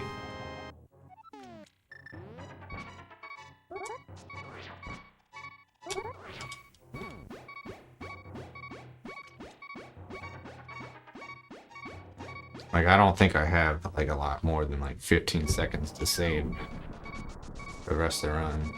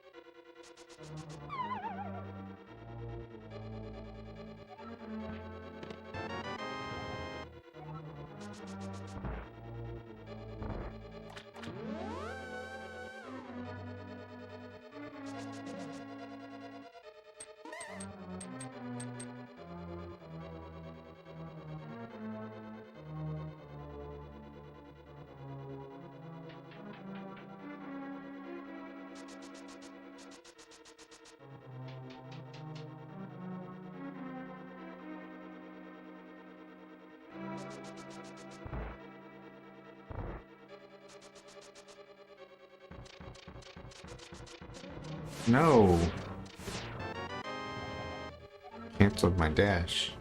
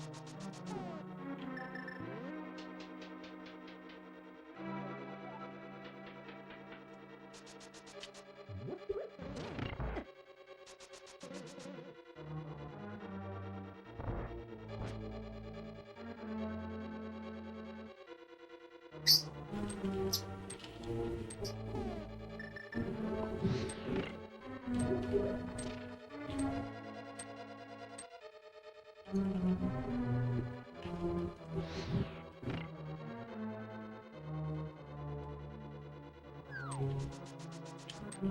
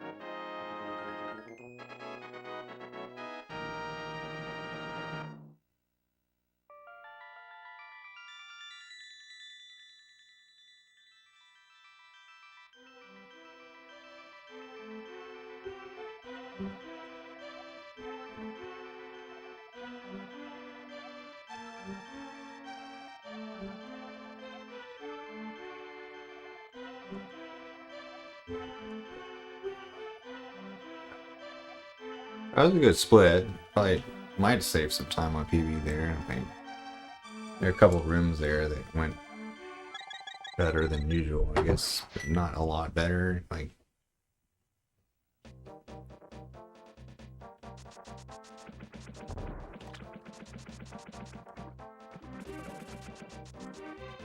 even if I do PB, like, I don't know if I want to make the mods have to review yet another run of mine. They've reviewed 2 of them this week already.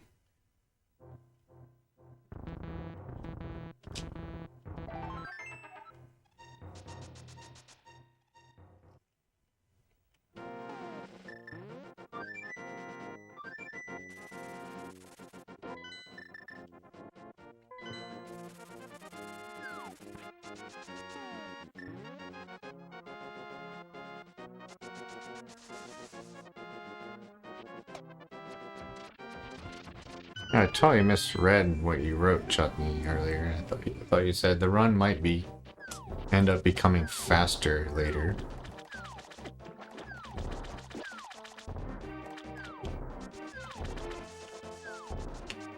I would already say it's decently fun. The problem is I gotta fucking pee really bad. Like, if I'm not gonna PB, then I'm gonna go pee in the middle of the run.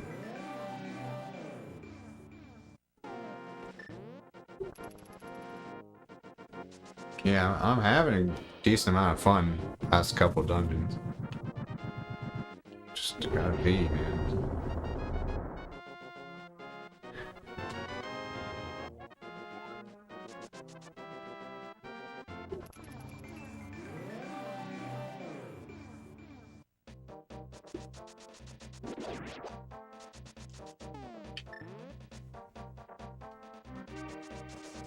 I always have to pee though. Like, I can't go a 2-hour run without peeing because I'm constantly drinking Coke Zero and protein shakes.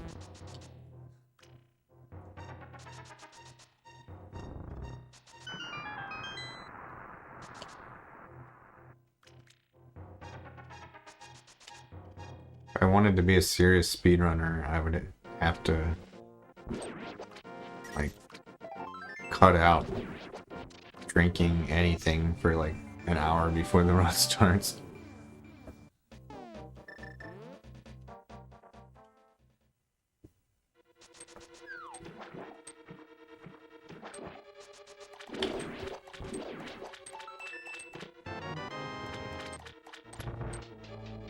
That's a good idea.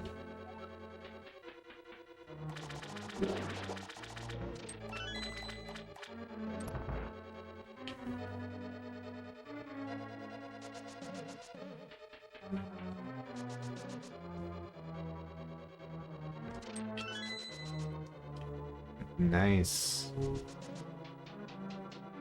That's good work. Especially if you can keep it off, like.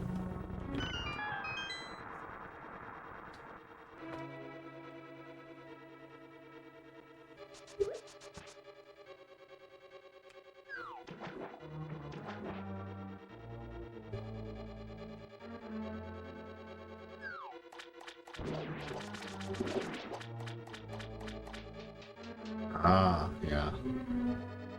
It's definitely a very relieving activity. To eat something delicious is a very easy way to give your brain some instant pleasure.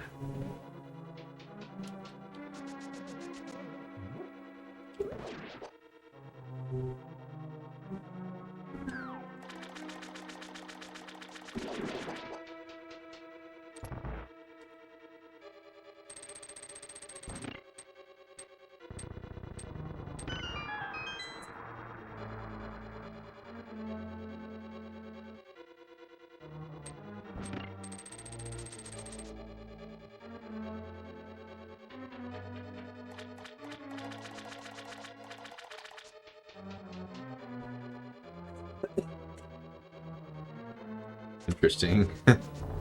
I find that not eating fast food is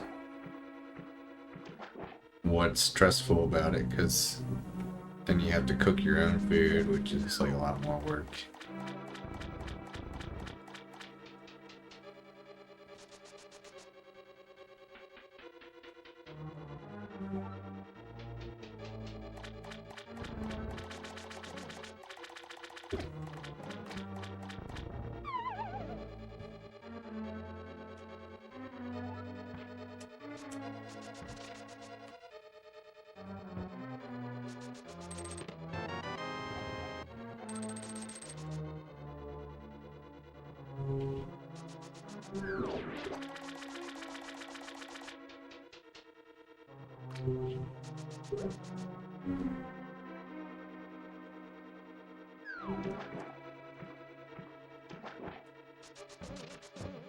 Yeah, I don't own either of those two things, so I don't even know how they work.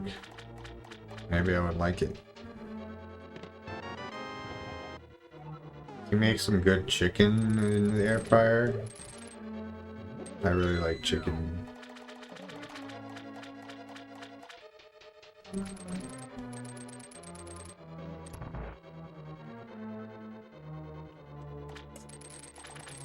Then you would probably have to clean the chicken, and I hate that part.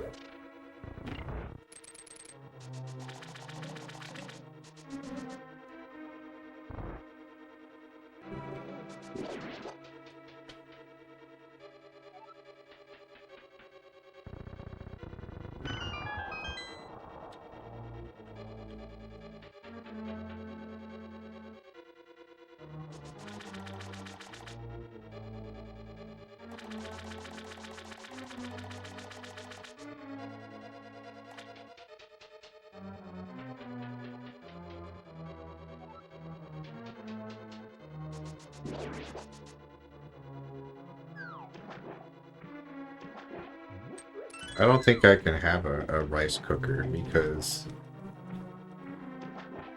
that would almost certainly increase the amount of calories I'm having on a regular basis, because I can eat the shit out of some rice and easily put down like 400 calories worth of just rice. Whereas I try to keep my entire meals around 400 calories.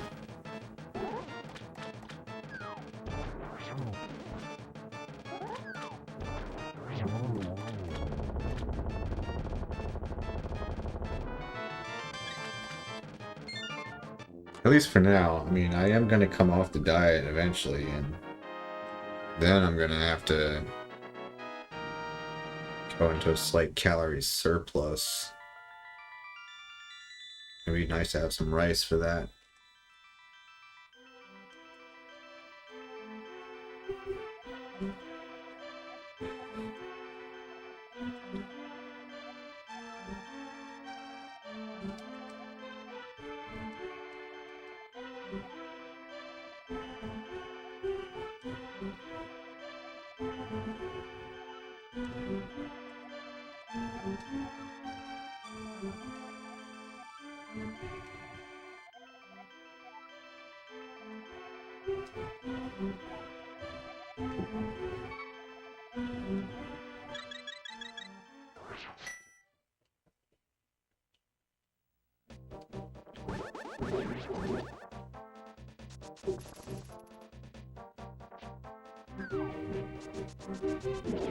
Yeah, 36 inches puts you at skinnier than average, I think. Or at least for America.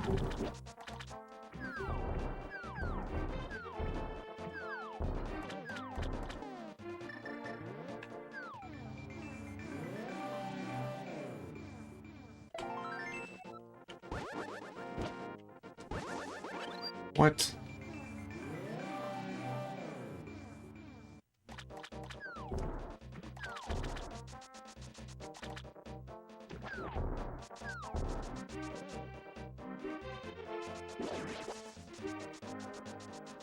Yeah, 36-inch waist, like, unless you're extremely short, like, nobody's gonna look at you and say, "Oh wow, that's a fat person."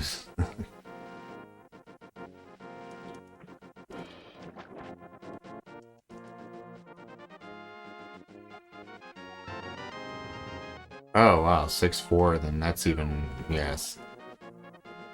That's like pretty skinny then. Your waist being 36 inches is like mine being 32 inches.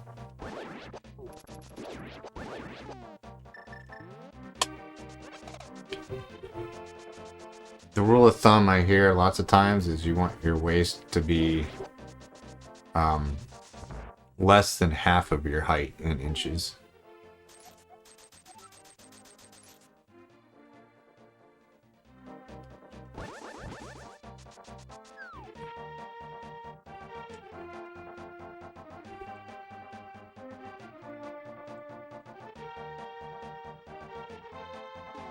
Of course, that's going to depend on your structure too. Like a lot of people say like wide hips, and like if your hips are wide, then your waist is going to be bigger, even if it's not fat.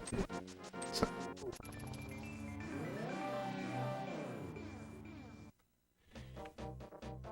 Yeah, this guideline that I'm referring to is for men who are trying to figure out if they bulked too much on a muscle building diet. Like you want to start bulking like well below that half of your height point, and then stop your bulk before or at the point where you reach half of your height and waist size.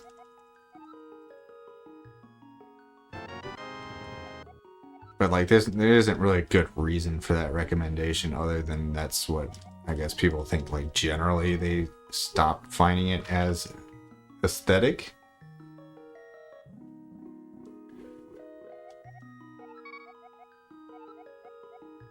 Oh, you got an ad? Yeah, I just said that the recommendation for waist size relative to height is for men who are trying to figure out when they bulked too much on a muscle building diet. So it's like it's a pretty specific situation.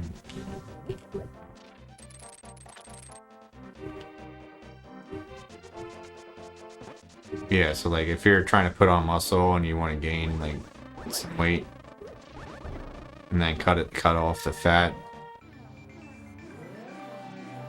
you want to bulk until your waist is about half of your height, which assumes that you start the bulk at like significantly skinnier than that even.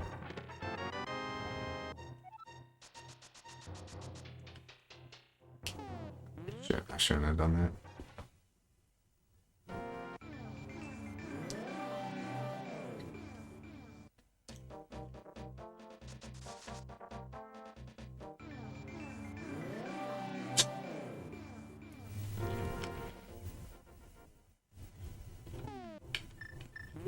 Yep, that is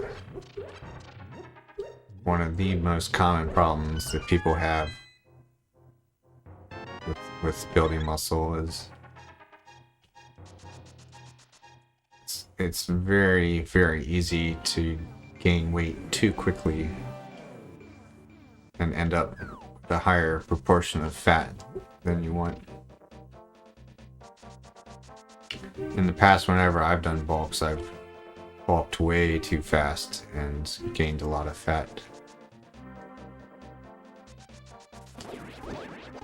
which sucks, but I'd rather be that guy than be the guy who like can't gain any muscle because he's too scared to see his abs get blurry. Like, at least I'm willing to put weight on. It's definitely part of the process.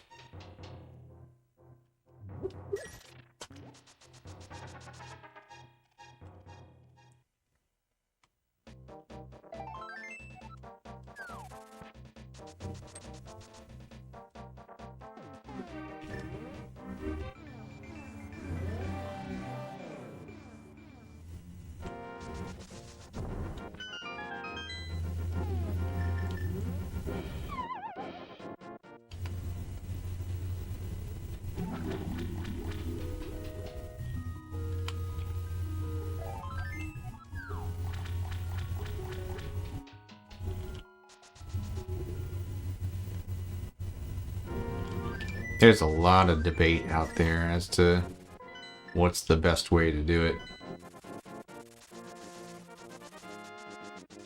And the best take I've heard is like the nuanced approach of realizing that how fast you gain weight when gaining muscle needs to depend on how much potential you have to gain muscle. So if you're a complete beginner, you can probably gain like 2 pounds a month and have almost all that be muscle. But if you're more experienced and you don't have a lot more muscle that you can possibly build, then if you gain 2 pounds a month, then like most of that's going to be fat. So you got to go slower.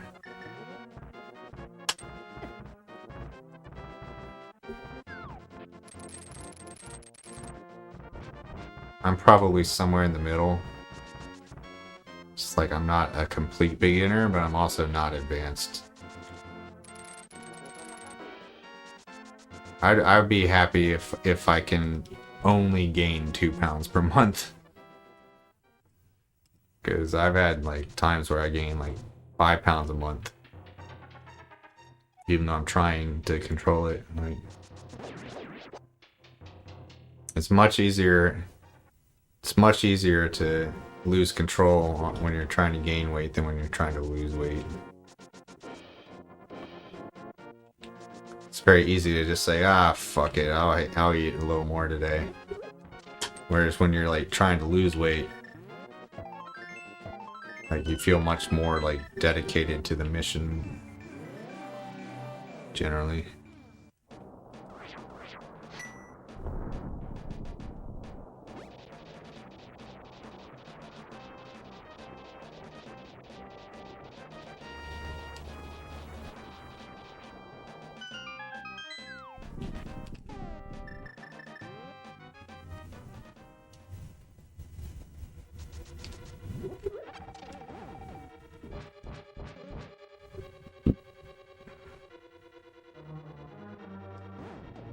No, I was fucking holding right, man. What the hell? Guess I wasn't holding right. The game doesn't lie, man. Game does not just defy its code when it wants to. Felt like I was holding right there.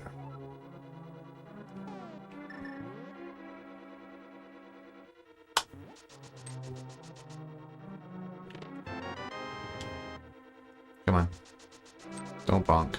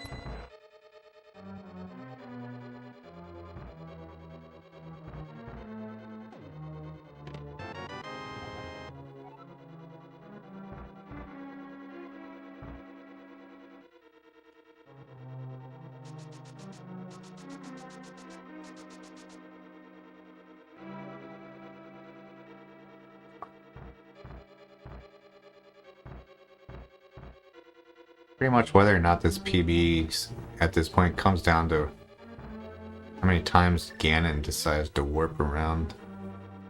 How bad shit my fight versus Aghanim is. Dude, how are these guys still alive? That room was shit. With the pattern I got, I should have been able to kill them instantly, but I didn't enter the room prepared.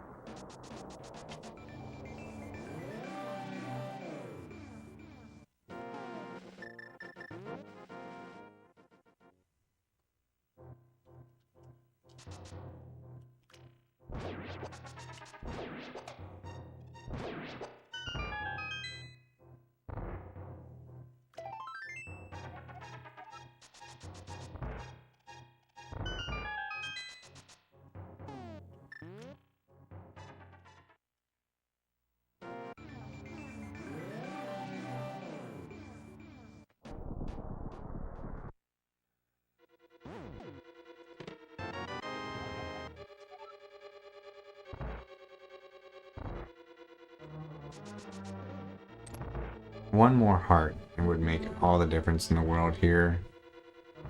So I can do the room after this one much faster with full hearts.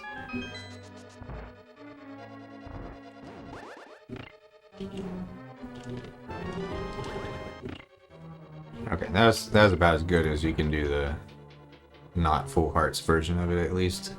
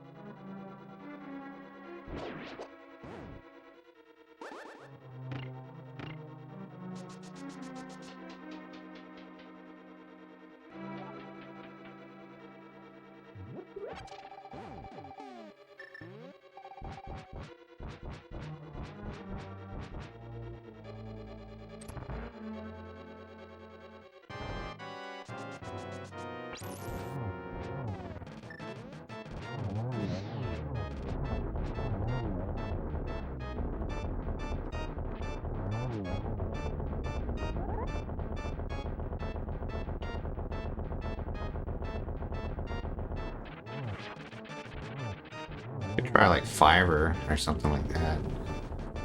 I don't know if that site's still around, but that's a good place to get freelance artists. But you also run the risk of, like, I mean, either way, you run the risk of finding somebody whose art you don't like.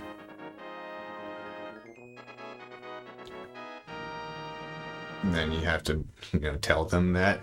You have to basically be like, yeah, sorry, I don't want to go with you. I'd prefer something else.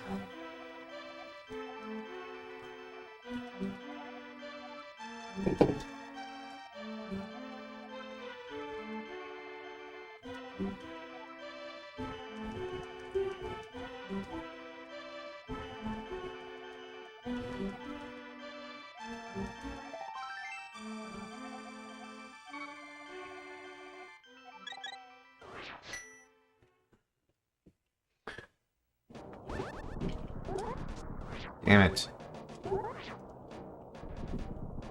So bad.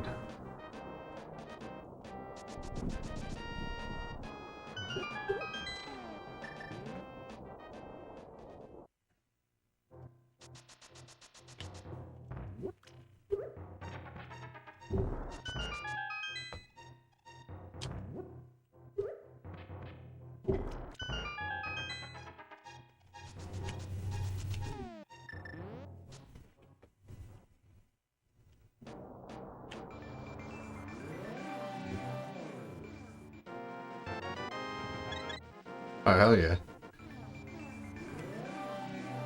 Curious what's software he uses to produce music. So I assume it's not like rock music, right? Like synth sounds and stuff.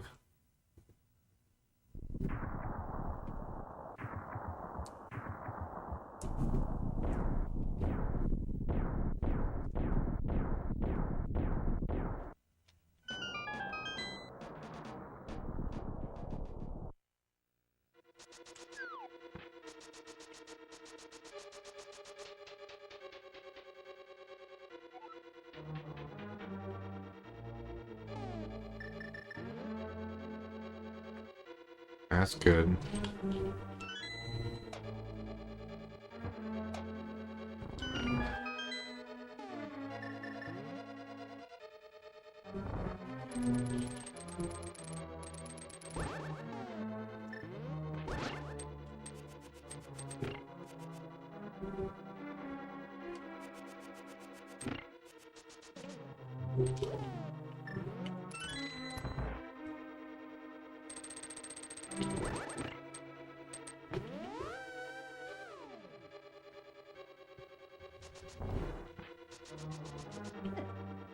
Son of a bitch.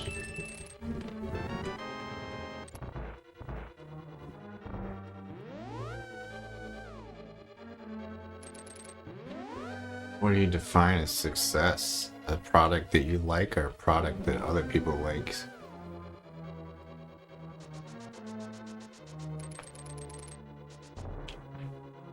Yeah.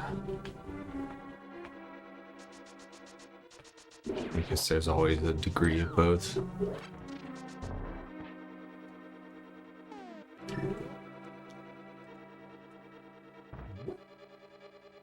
Yeah, I wrote some music that I think is awesome.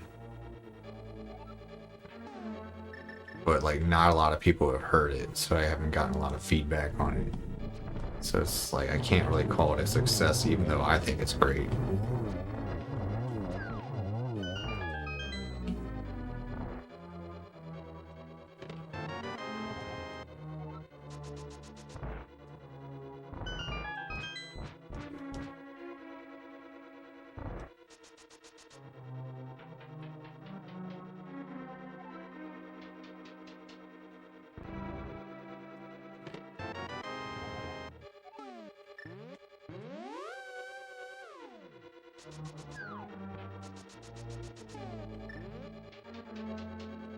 How did I take 3 hearts? Oh yeah, I know how.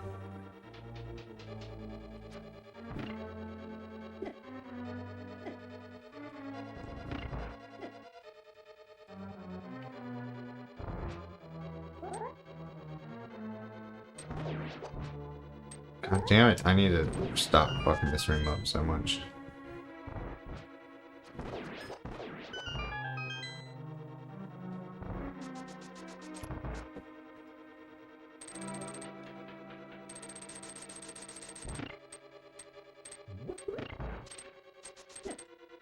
Fuck that. Fuck that, dude. Oh my god.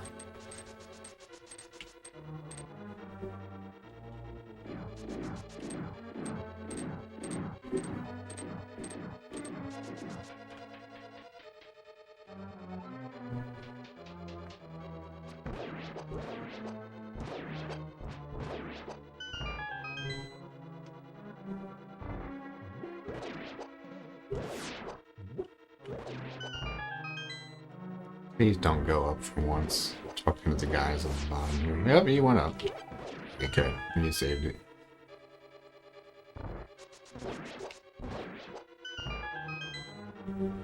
Don't fuck this up.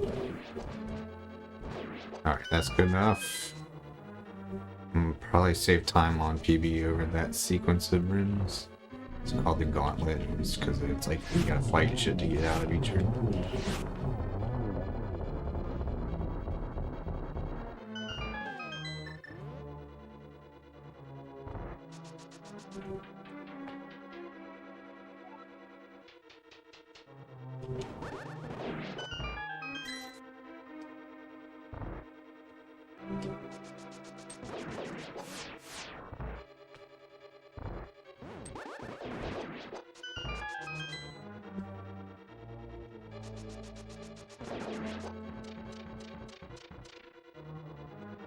I've got exactly 4 minutes to finish the run if I want a PB.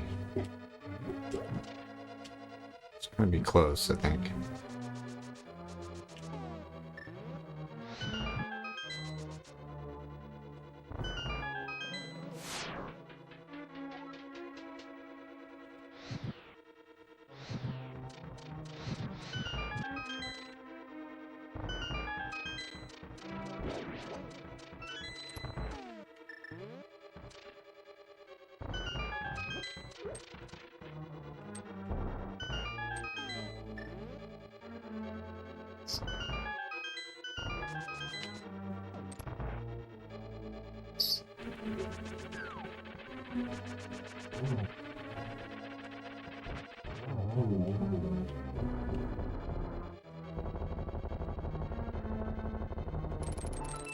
Shit.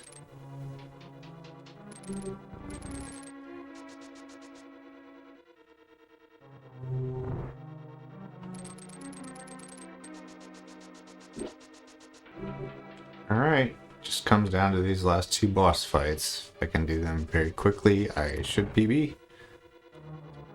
But there's a lot of RNG involved in that, actually.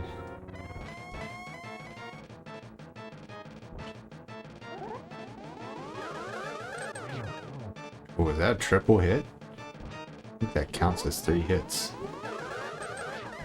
That counts as 0 hits. Oh my god.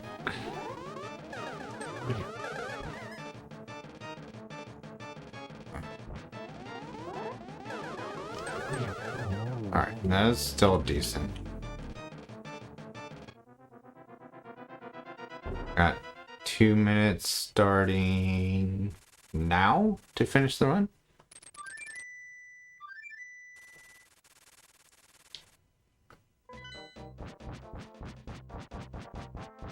I feel like it can be done.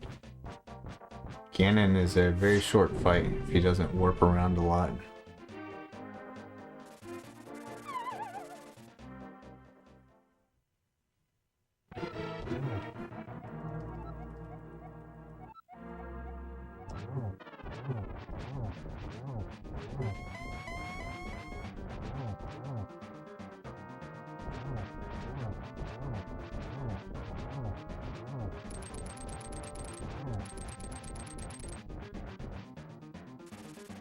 Go have over a minute. Don't warp around. Stop with the warping around. Stop warping around. Stop warping around. You fucking asshole.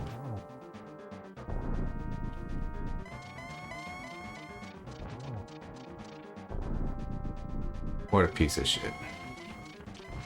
What a fucking piece of shit. Alright, not too bad. I feel like I'm still on pace here, dude. I can get 3 hits right here. Nope, there's only 2.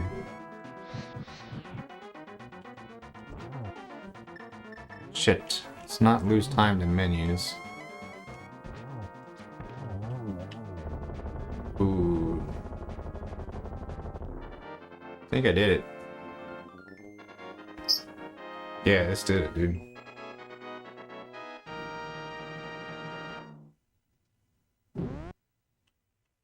Another PB, dude. Just another PB. That was like 6 or 7 seconds PB.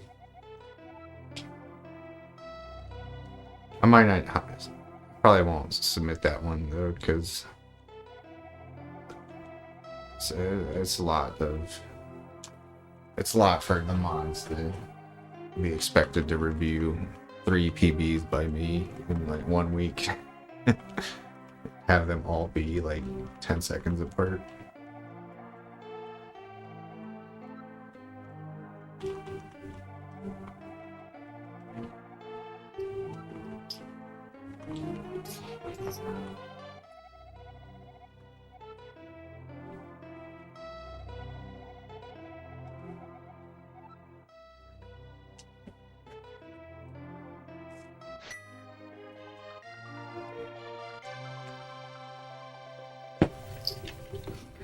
Yeah, Yeah, also can make a video or a clip just so that I have something to reference to know what my actual PB is.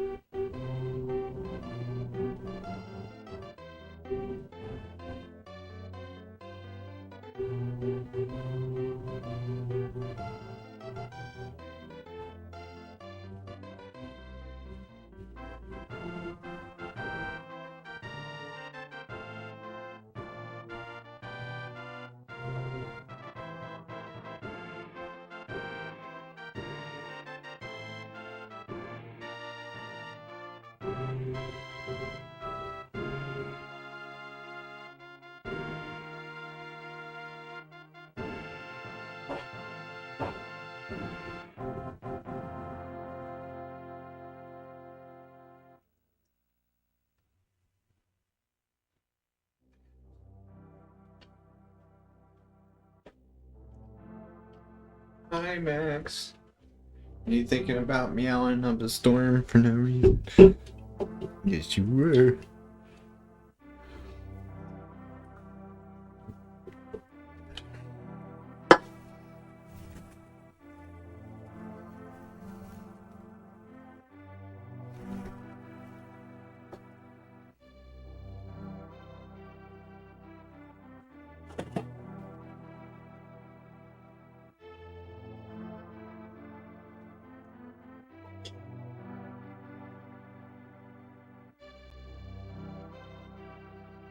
Man. That's so weird. These pants I'm wearing constantly falling down, man. That's definitely a new thing for me. Good sign.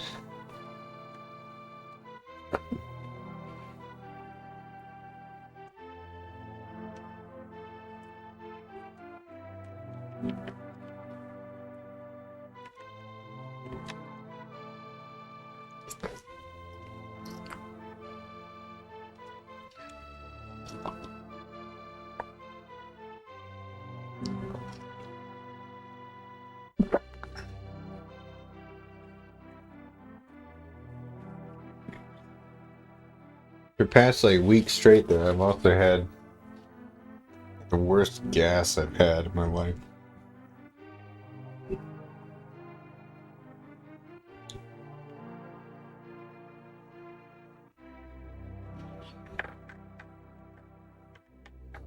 I think it's because I take a lot of fiber gummies now.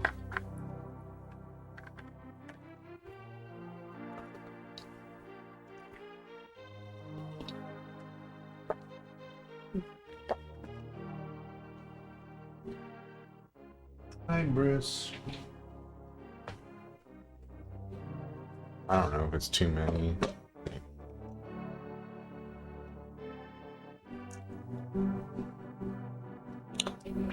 I'm tempted to eat them more often because I think that's just my body like trying to get any calories it possibly can. If you eat 2 fiber gummies, that's like 10 calories. So like every time I walk by the bottle, I'll grab like 1 or 2.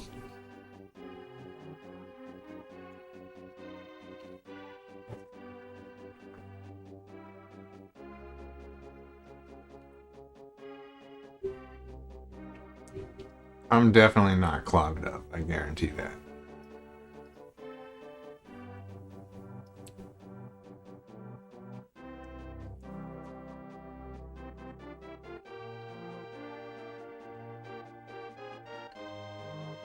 Like, there's not enough solid food to clog me up.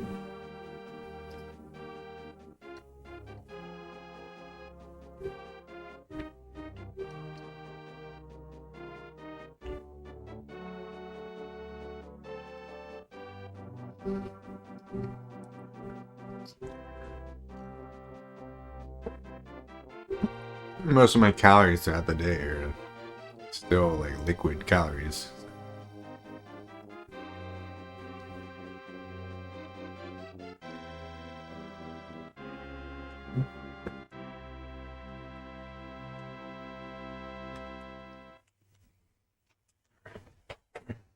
Let's just show the inventory here for the mods if I do submit this.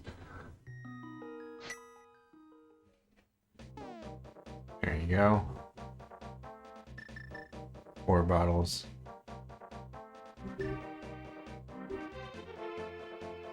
Looks good.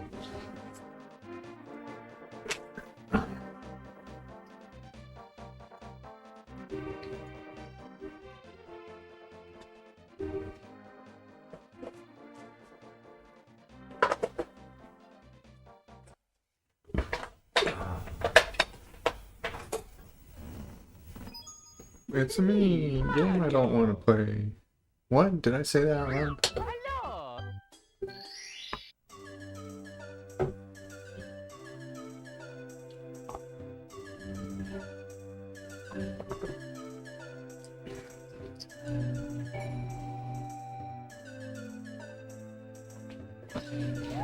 Yeah, I could easily just quit here and go play WoW.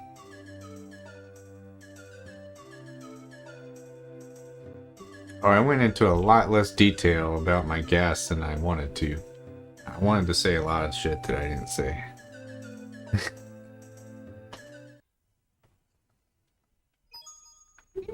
Mario.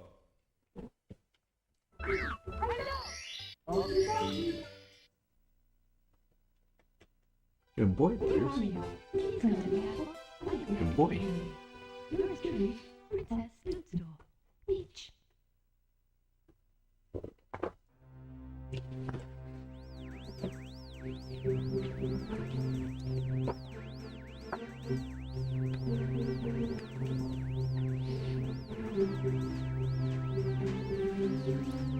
Ah, kitty, why are you licking me?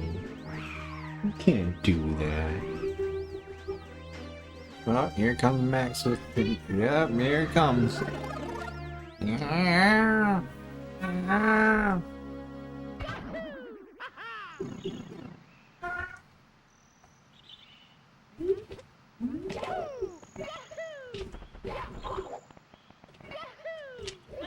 Nice. Perfect Lakitu skip, dude.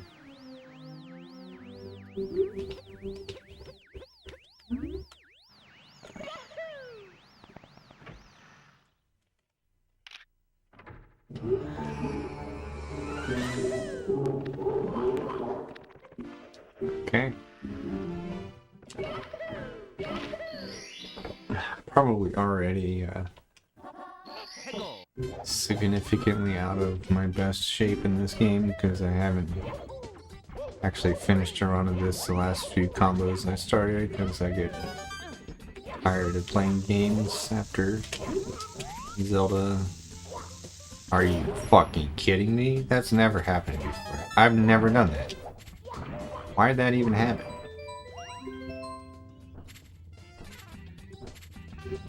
Why'd that happen, dude? What the fuck?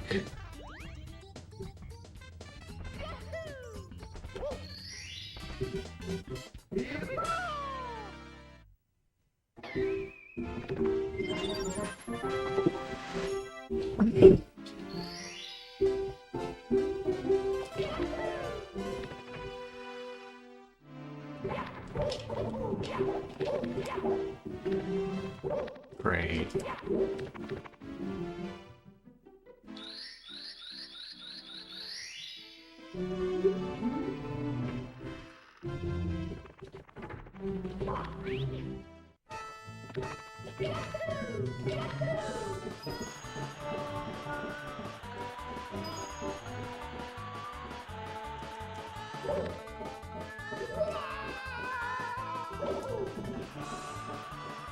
Ah.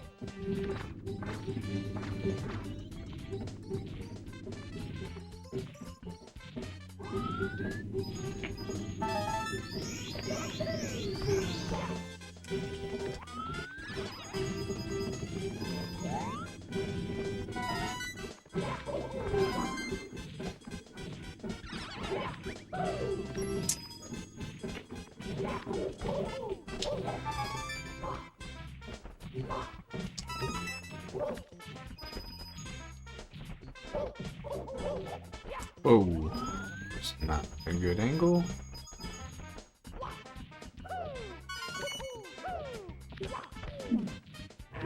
Nice. Nice.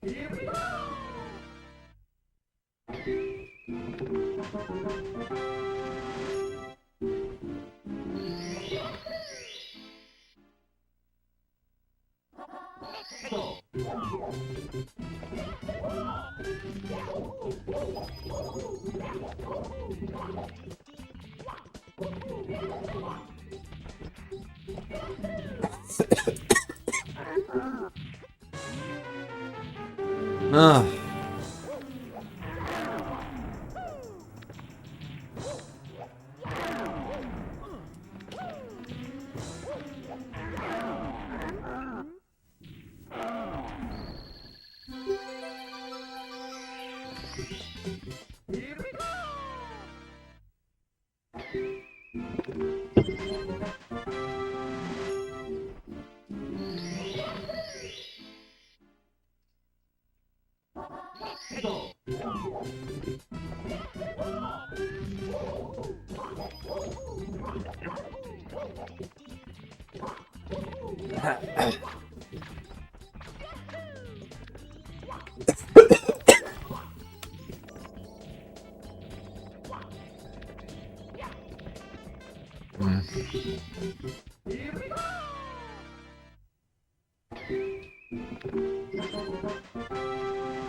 Oh, really? That sucks. How are they wrong?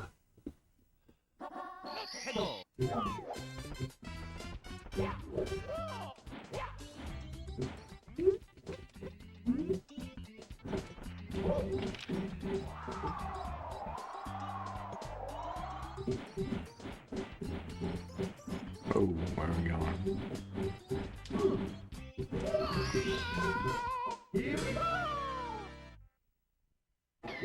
Yeah, I'll trade you.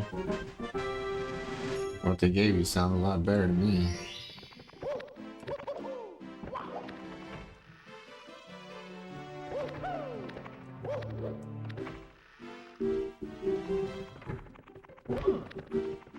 I see.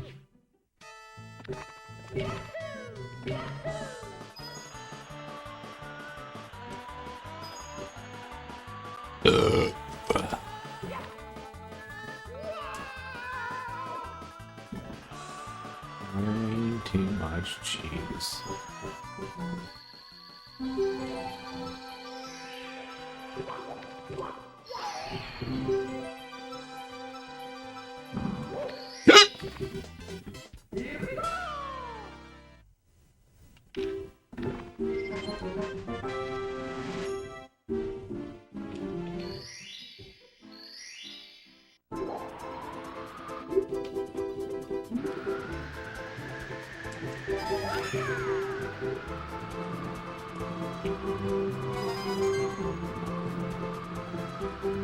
Come on.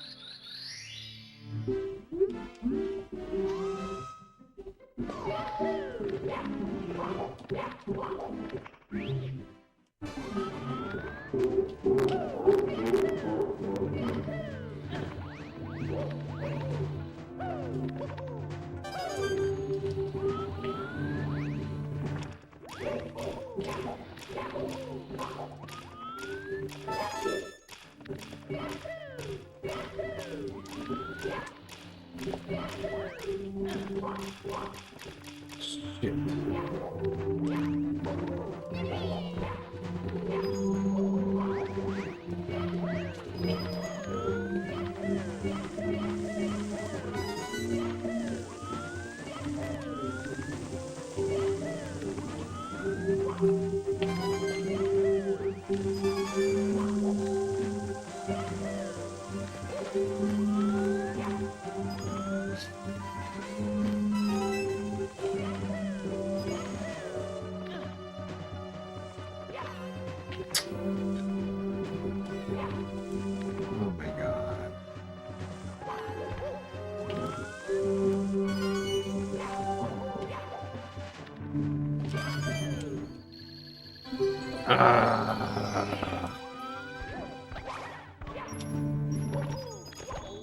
Nice. Nice. All right.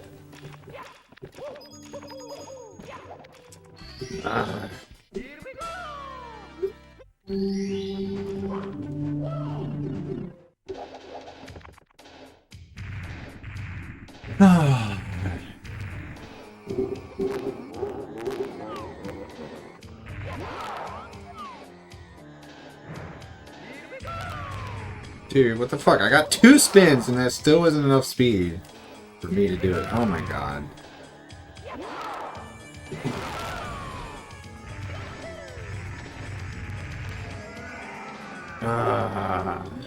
They could do it in 1 spin, and 2 spins is not enough for me.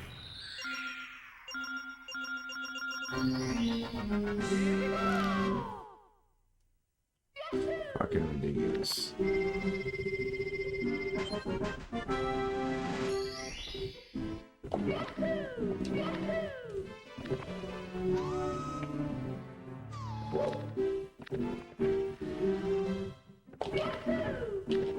Yo.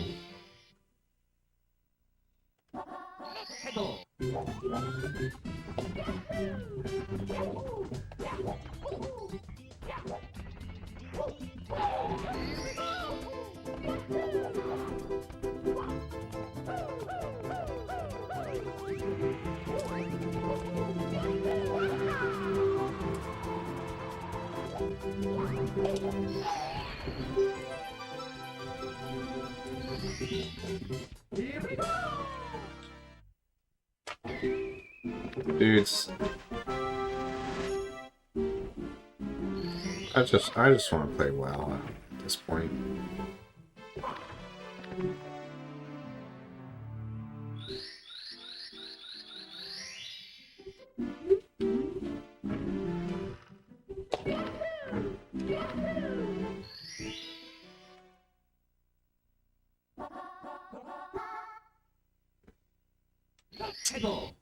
Yeah, I guess I won't.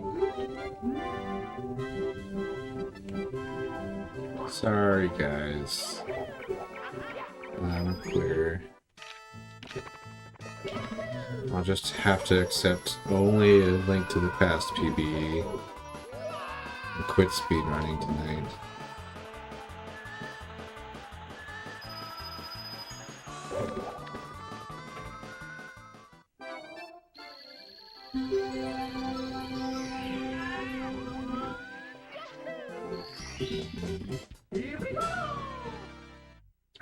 Yeah, I gotta stop.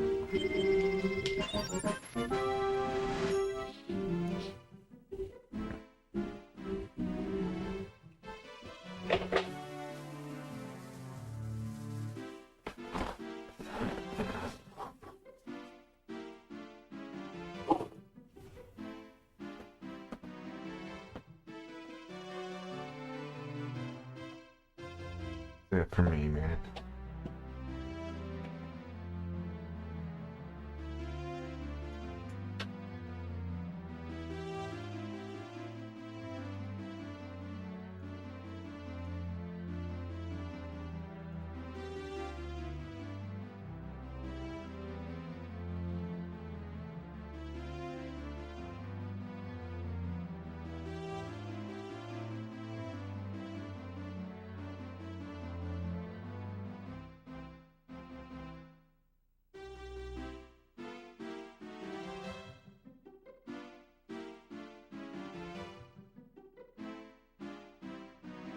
Got a really good philosophy video I've been watching. The conversation dies. I might just put that on. I'll keep playing WoW, but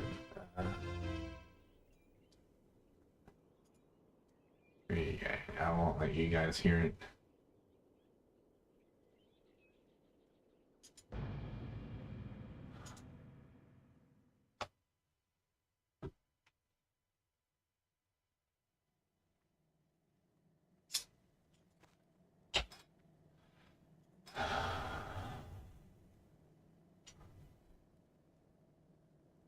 That's only if it's obvious that you guys are gone, though.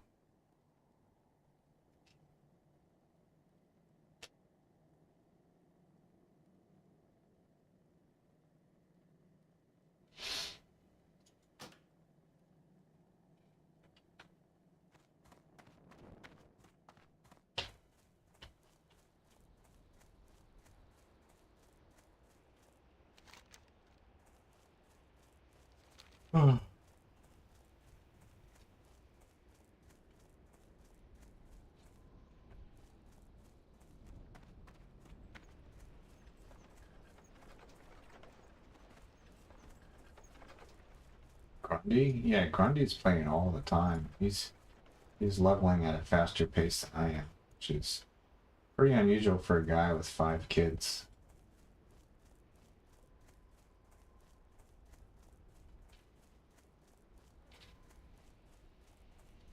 Yeah, I just checked. He's level 28 now. I'm 24. I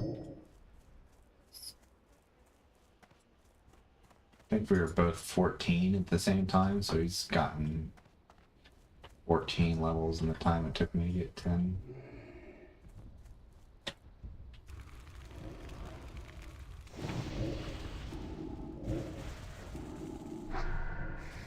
That spell isn't real.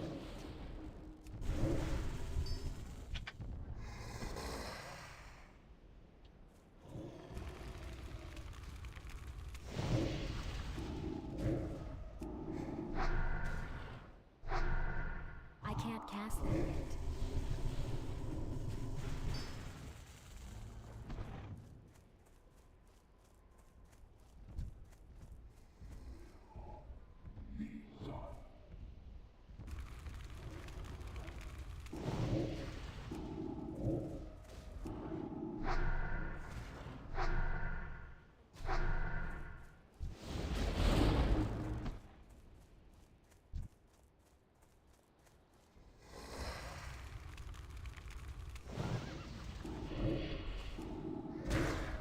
A Bruce or a Botan out here?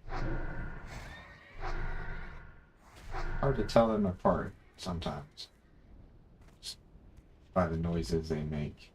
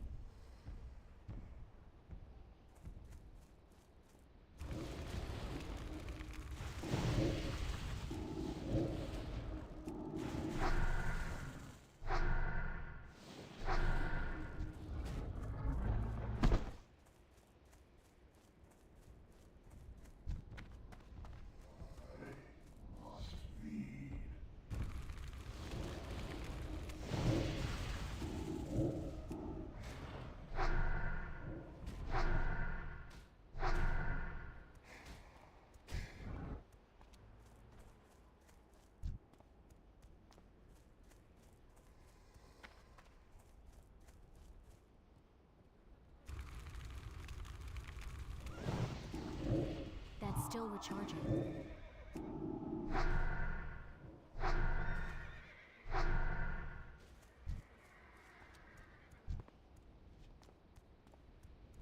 Looking forward to getting my mounts and not feeling tempted to kill every single mob between me and where I'm going.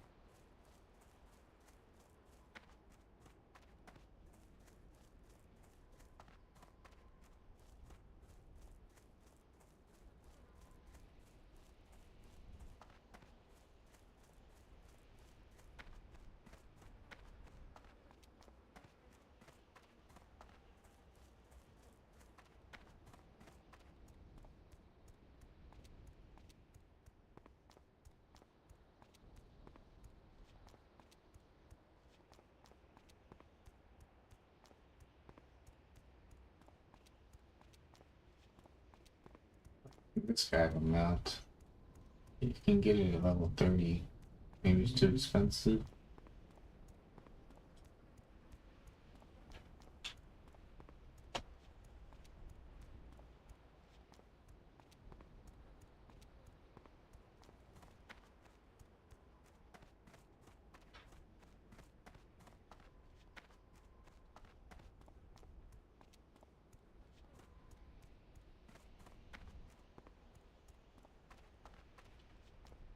Peace, friend. Ancestors watch over you.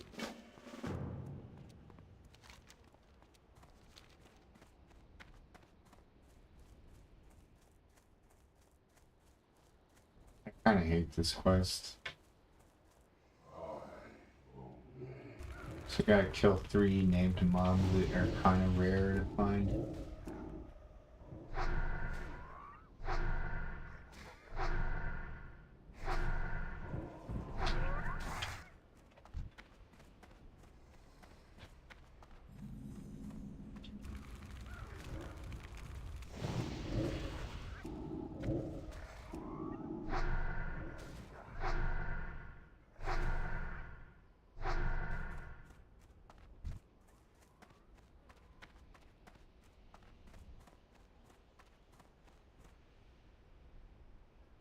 There's always somebody else trying to do it. Yeah, that's clearly what this guy's waiting for. Damn it.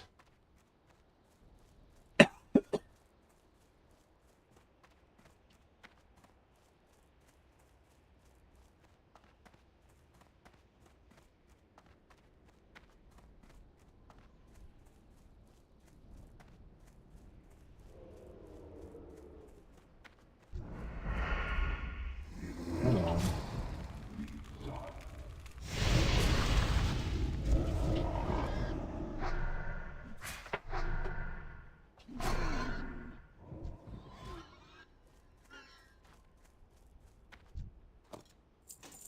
I was lucky.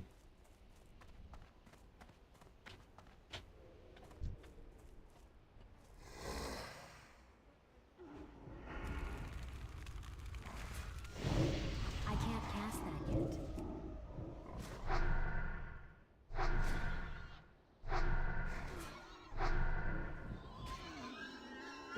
Would my new PB and Mike to the Past results in a leaderboard change?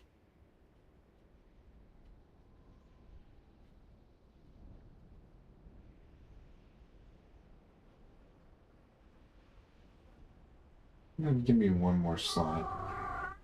And go to 45th place.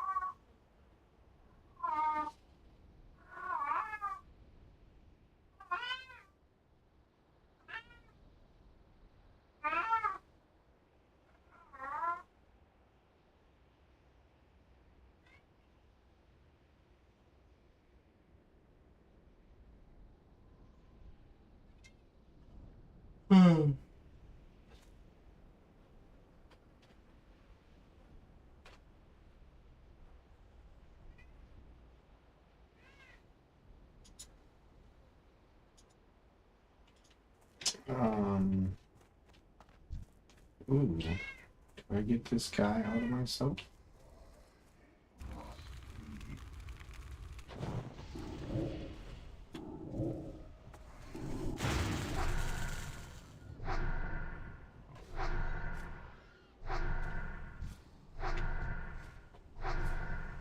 That's still recharging.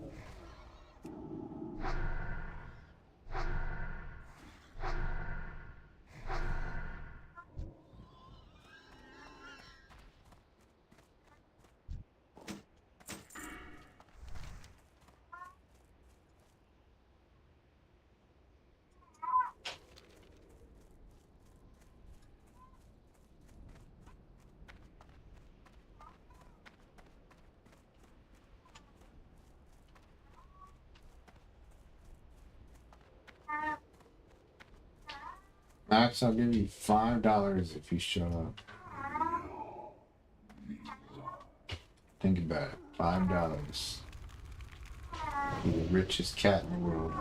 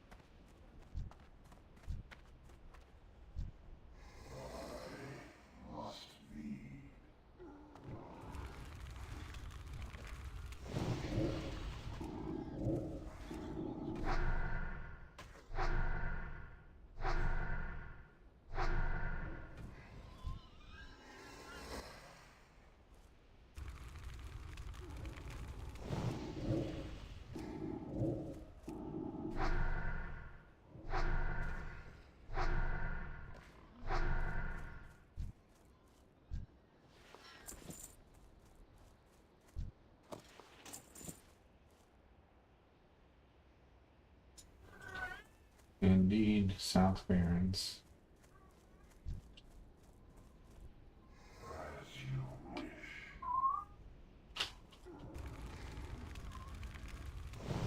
This quest is terrible because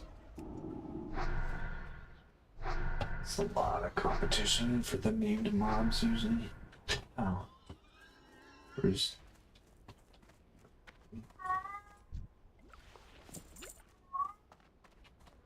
Max, will you stop?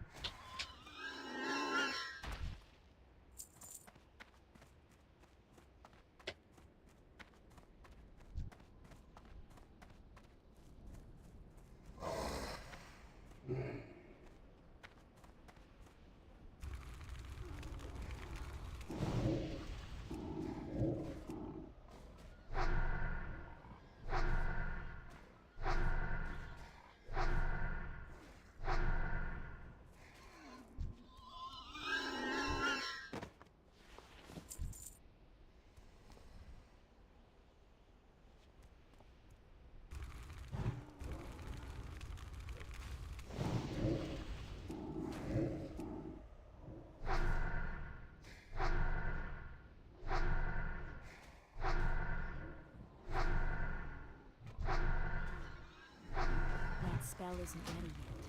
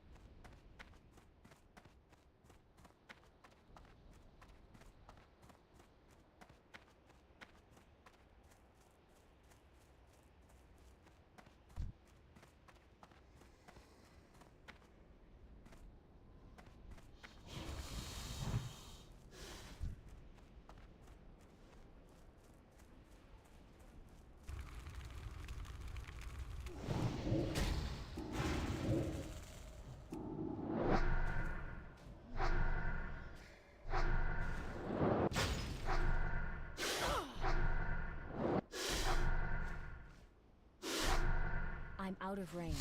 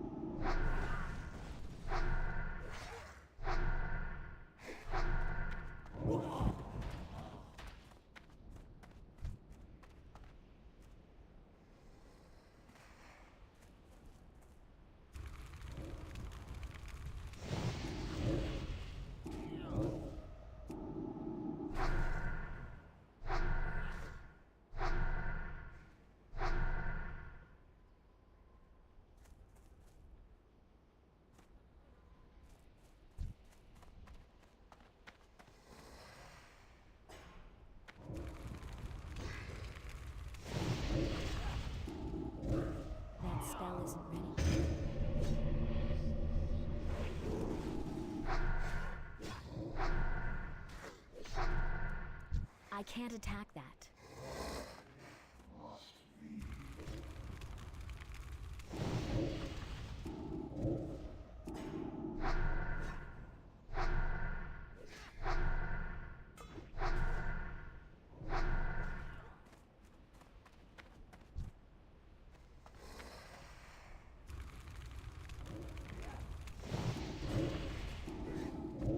That's still recharging.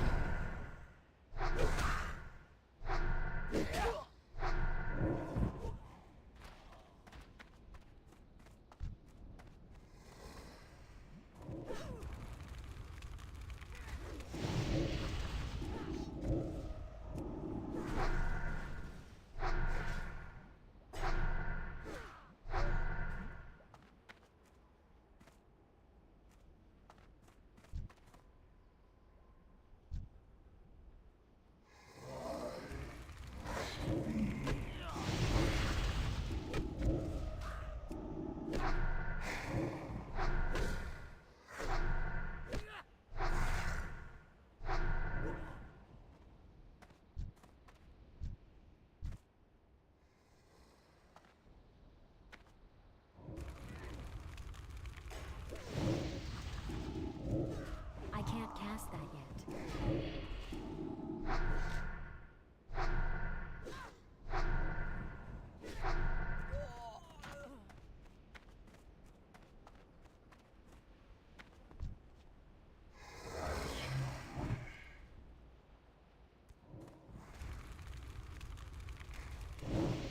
That's still recharging.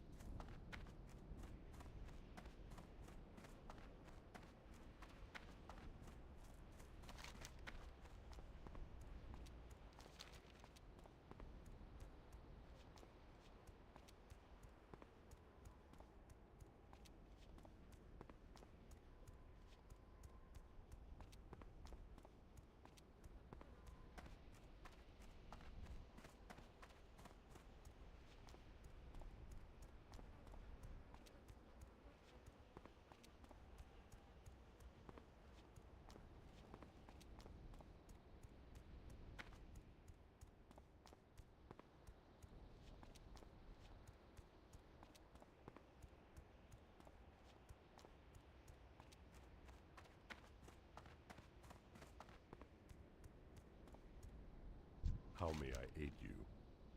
Farewell. Go in peace. Goodbye.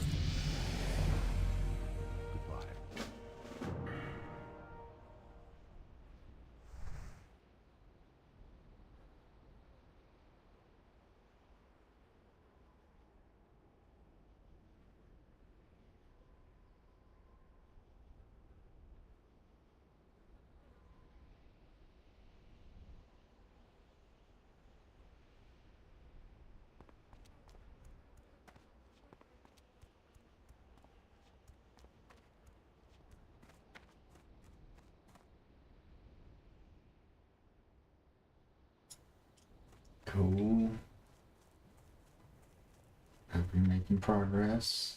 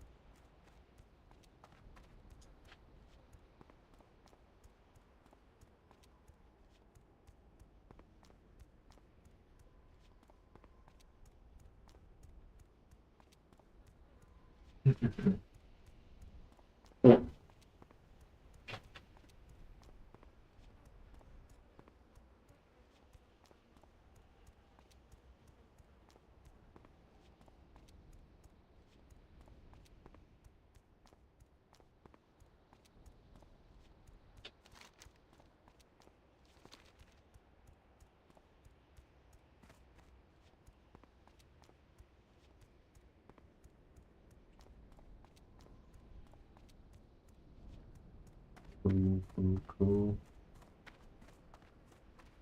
We're currently talking about horizontal causation versus some other kind of causation. And it's not that interesting.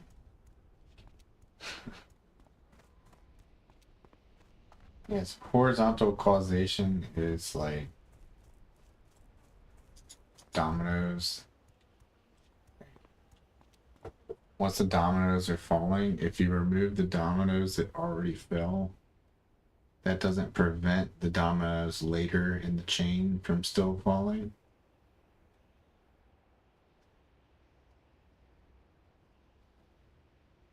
And that's like more like time based.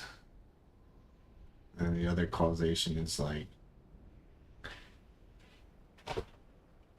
you pushing a rock with a stick. Well, that's caused by your hand, which is caused by your arm, etc., etc. And if you remove the arm, then the hand and the stick, they no longer have the causal power to push the rock.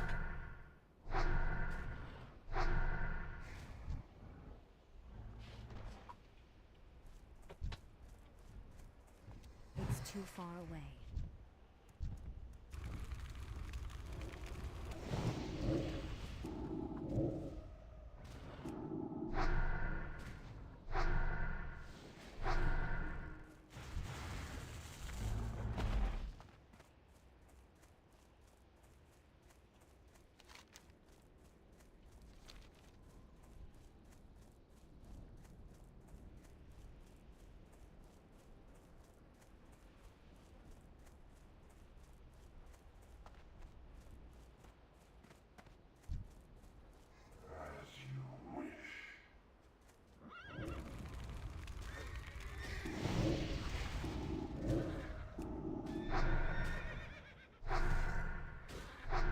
It's just less interesting to me because it's like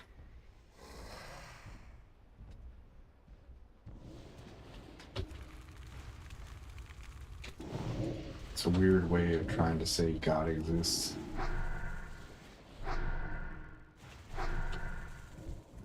But earlier they were talking about consciousness with more, which is kind of the thing I'm most interested in.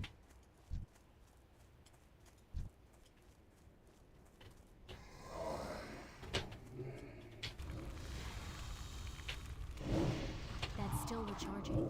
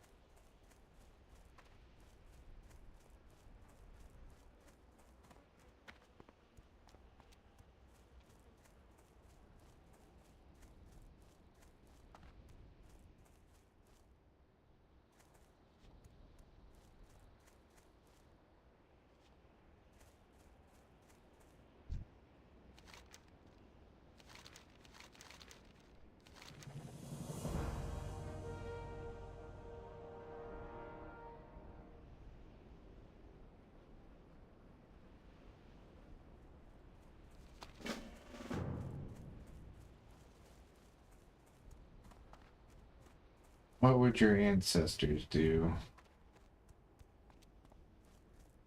Here we go, get that snack.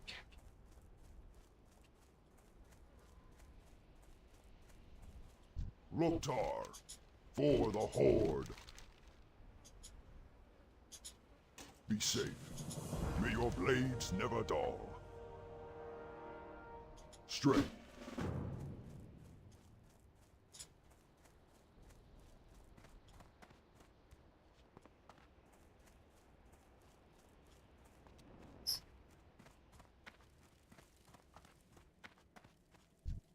What brings you here? YouTube video of the day that I saw was about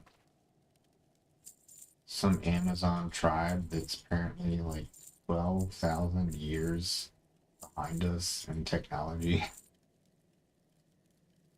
Which is fucking crazy to think about. Yeah, and how like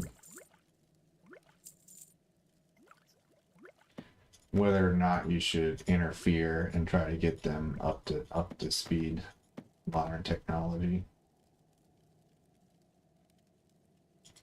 The conservative guy thinks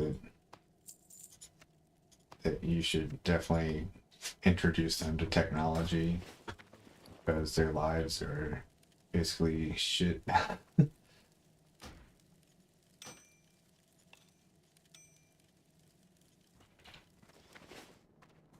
Yeah, like these guys don't have boats. Like they live on an island or some shit. They haven't figured out boats yet.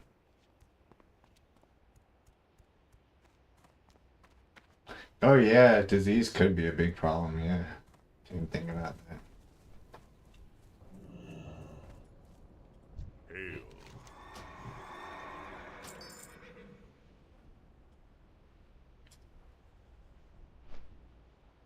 No, it's not the Sentinel Island people. Yeah, they're not like crazy violent. Like they're nice.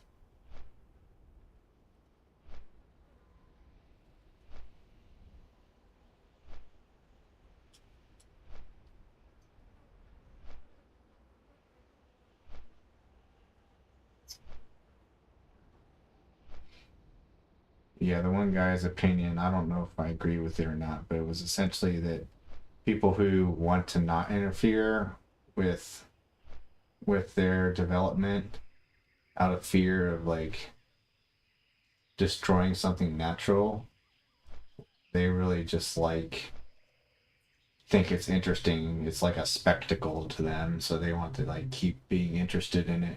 They're not really as concerned about the well-being of those people.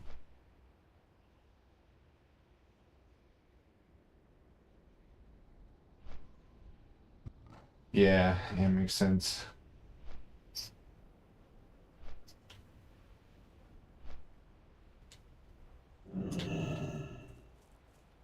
Can't imagine how shocking that would be. What do you need? Spend the first 30 years of your life For the like that, and then all of a sudden, like, find out about doctors and fucking computers and shit. That would be so crazy. What we could do to help them? Give them toothpaste.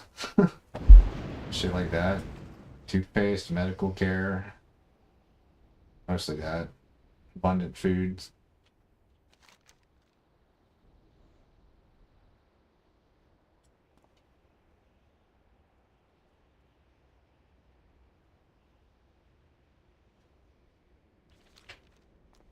Let's not go back down south. I want to do the last couple quests for Loktar.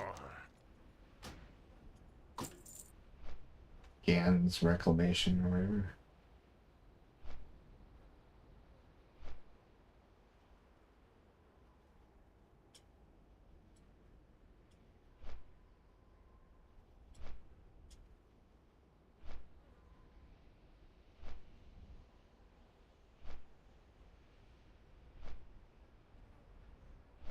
Yeah, the argument was less about like quality of life things and more like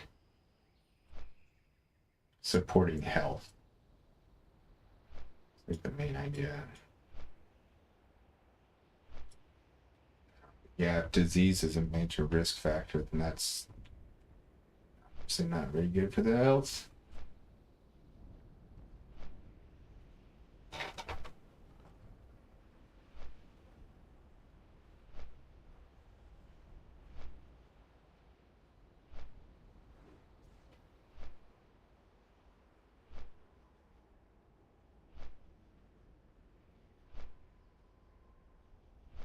Cool. Meet up.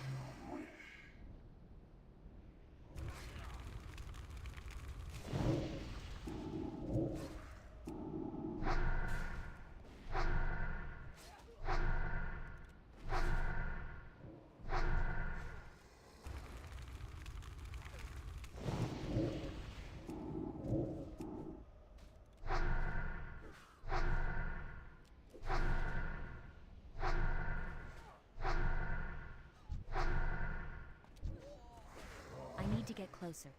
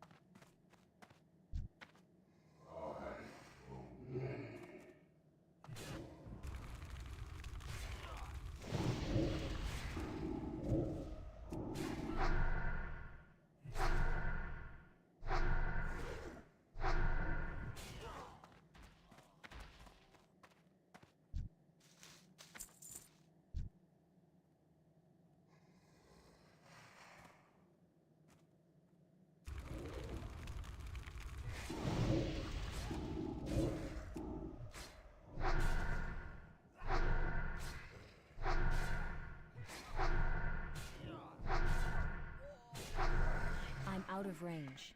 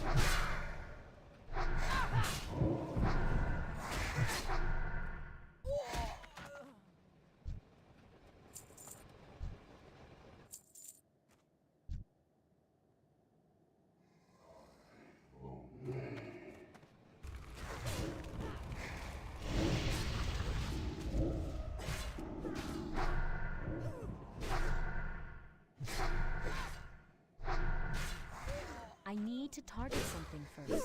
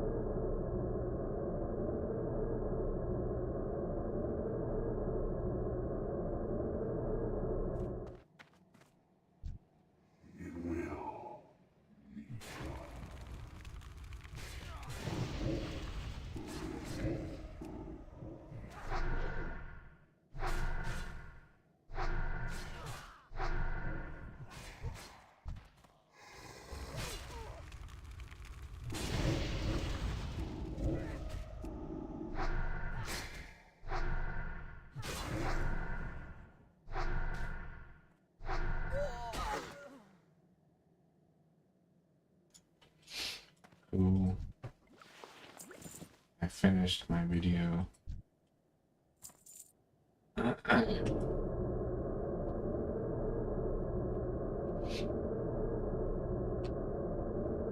Yeah, something really weird going on with the two hemispheres in the brain.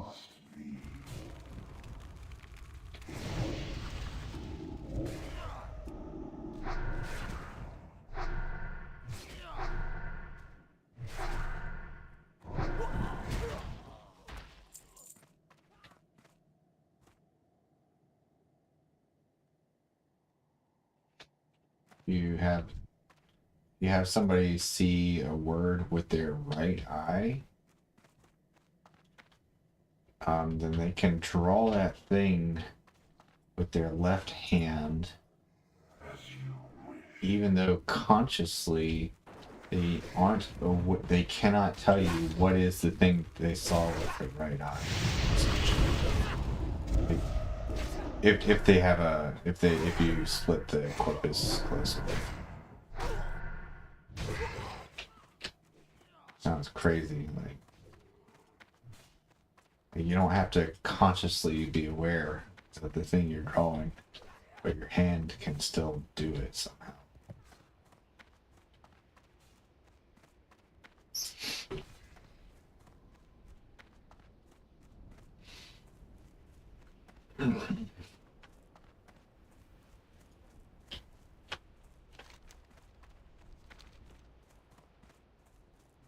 And the guy just points out that like every single creature with a brain on the planet, pretty much, even like really unevolved, like simple creatures, still have like two hemispheres.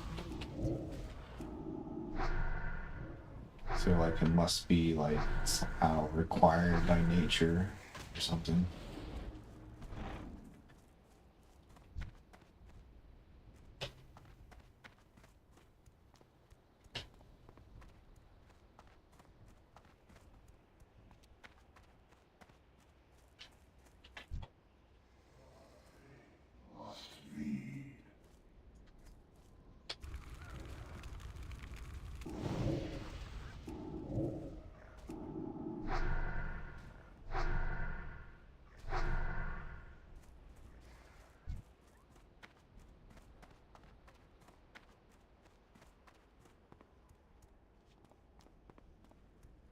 Well met. Ancestors watch over you. Goodbye. Farewell.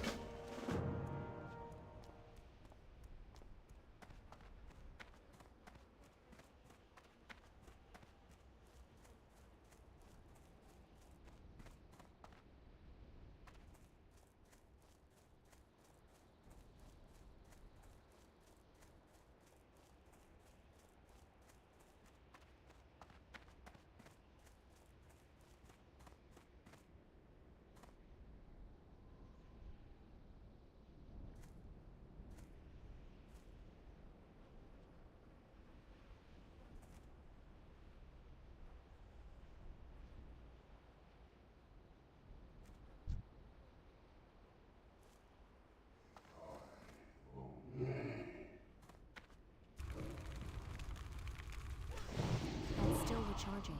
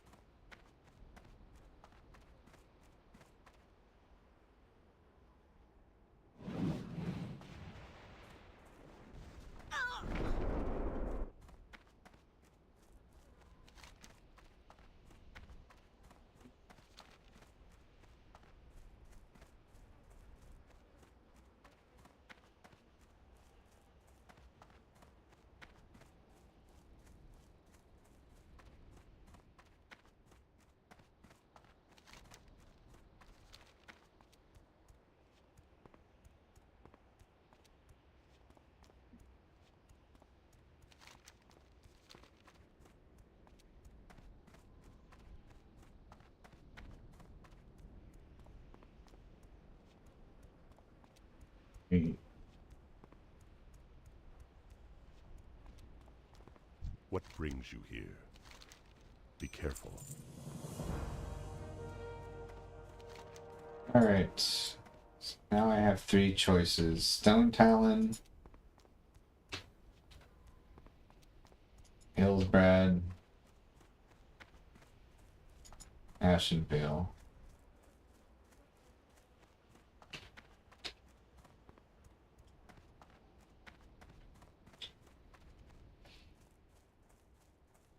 I could probably pick one of those zones and just skip it entirely. That's kind of all over Ashenvale.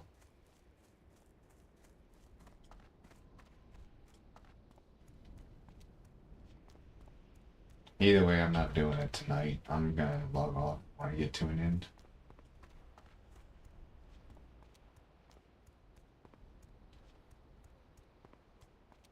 I think maybe I'll just go ahead and try to skip Hillsbrad entirely.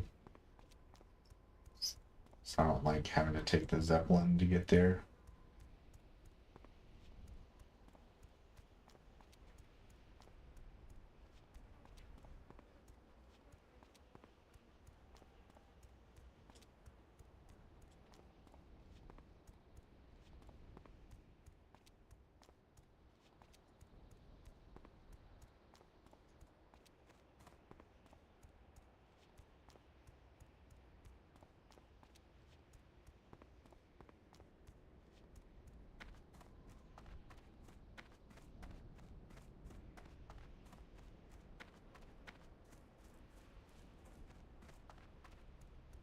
Oh, whoa, whoa, whoa, whoa.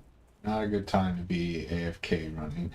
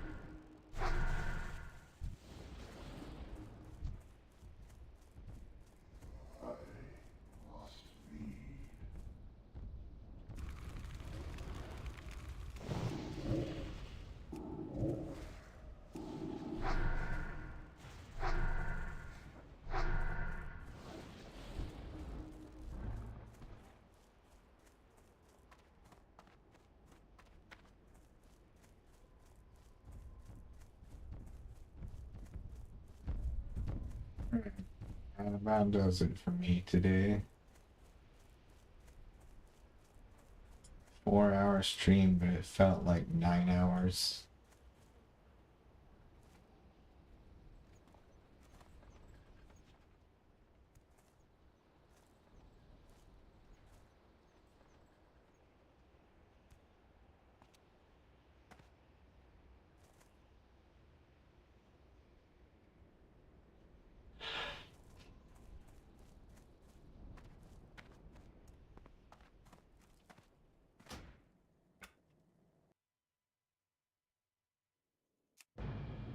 Heading out. Hopefully you got power tomorrow.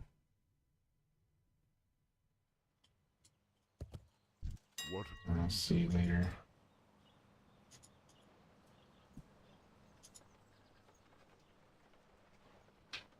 Good luck.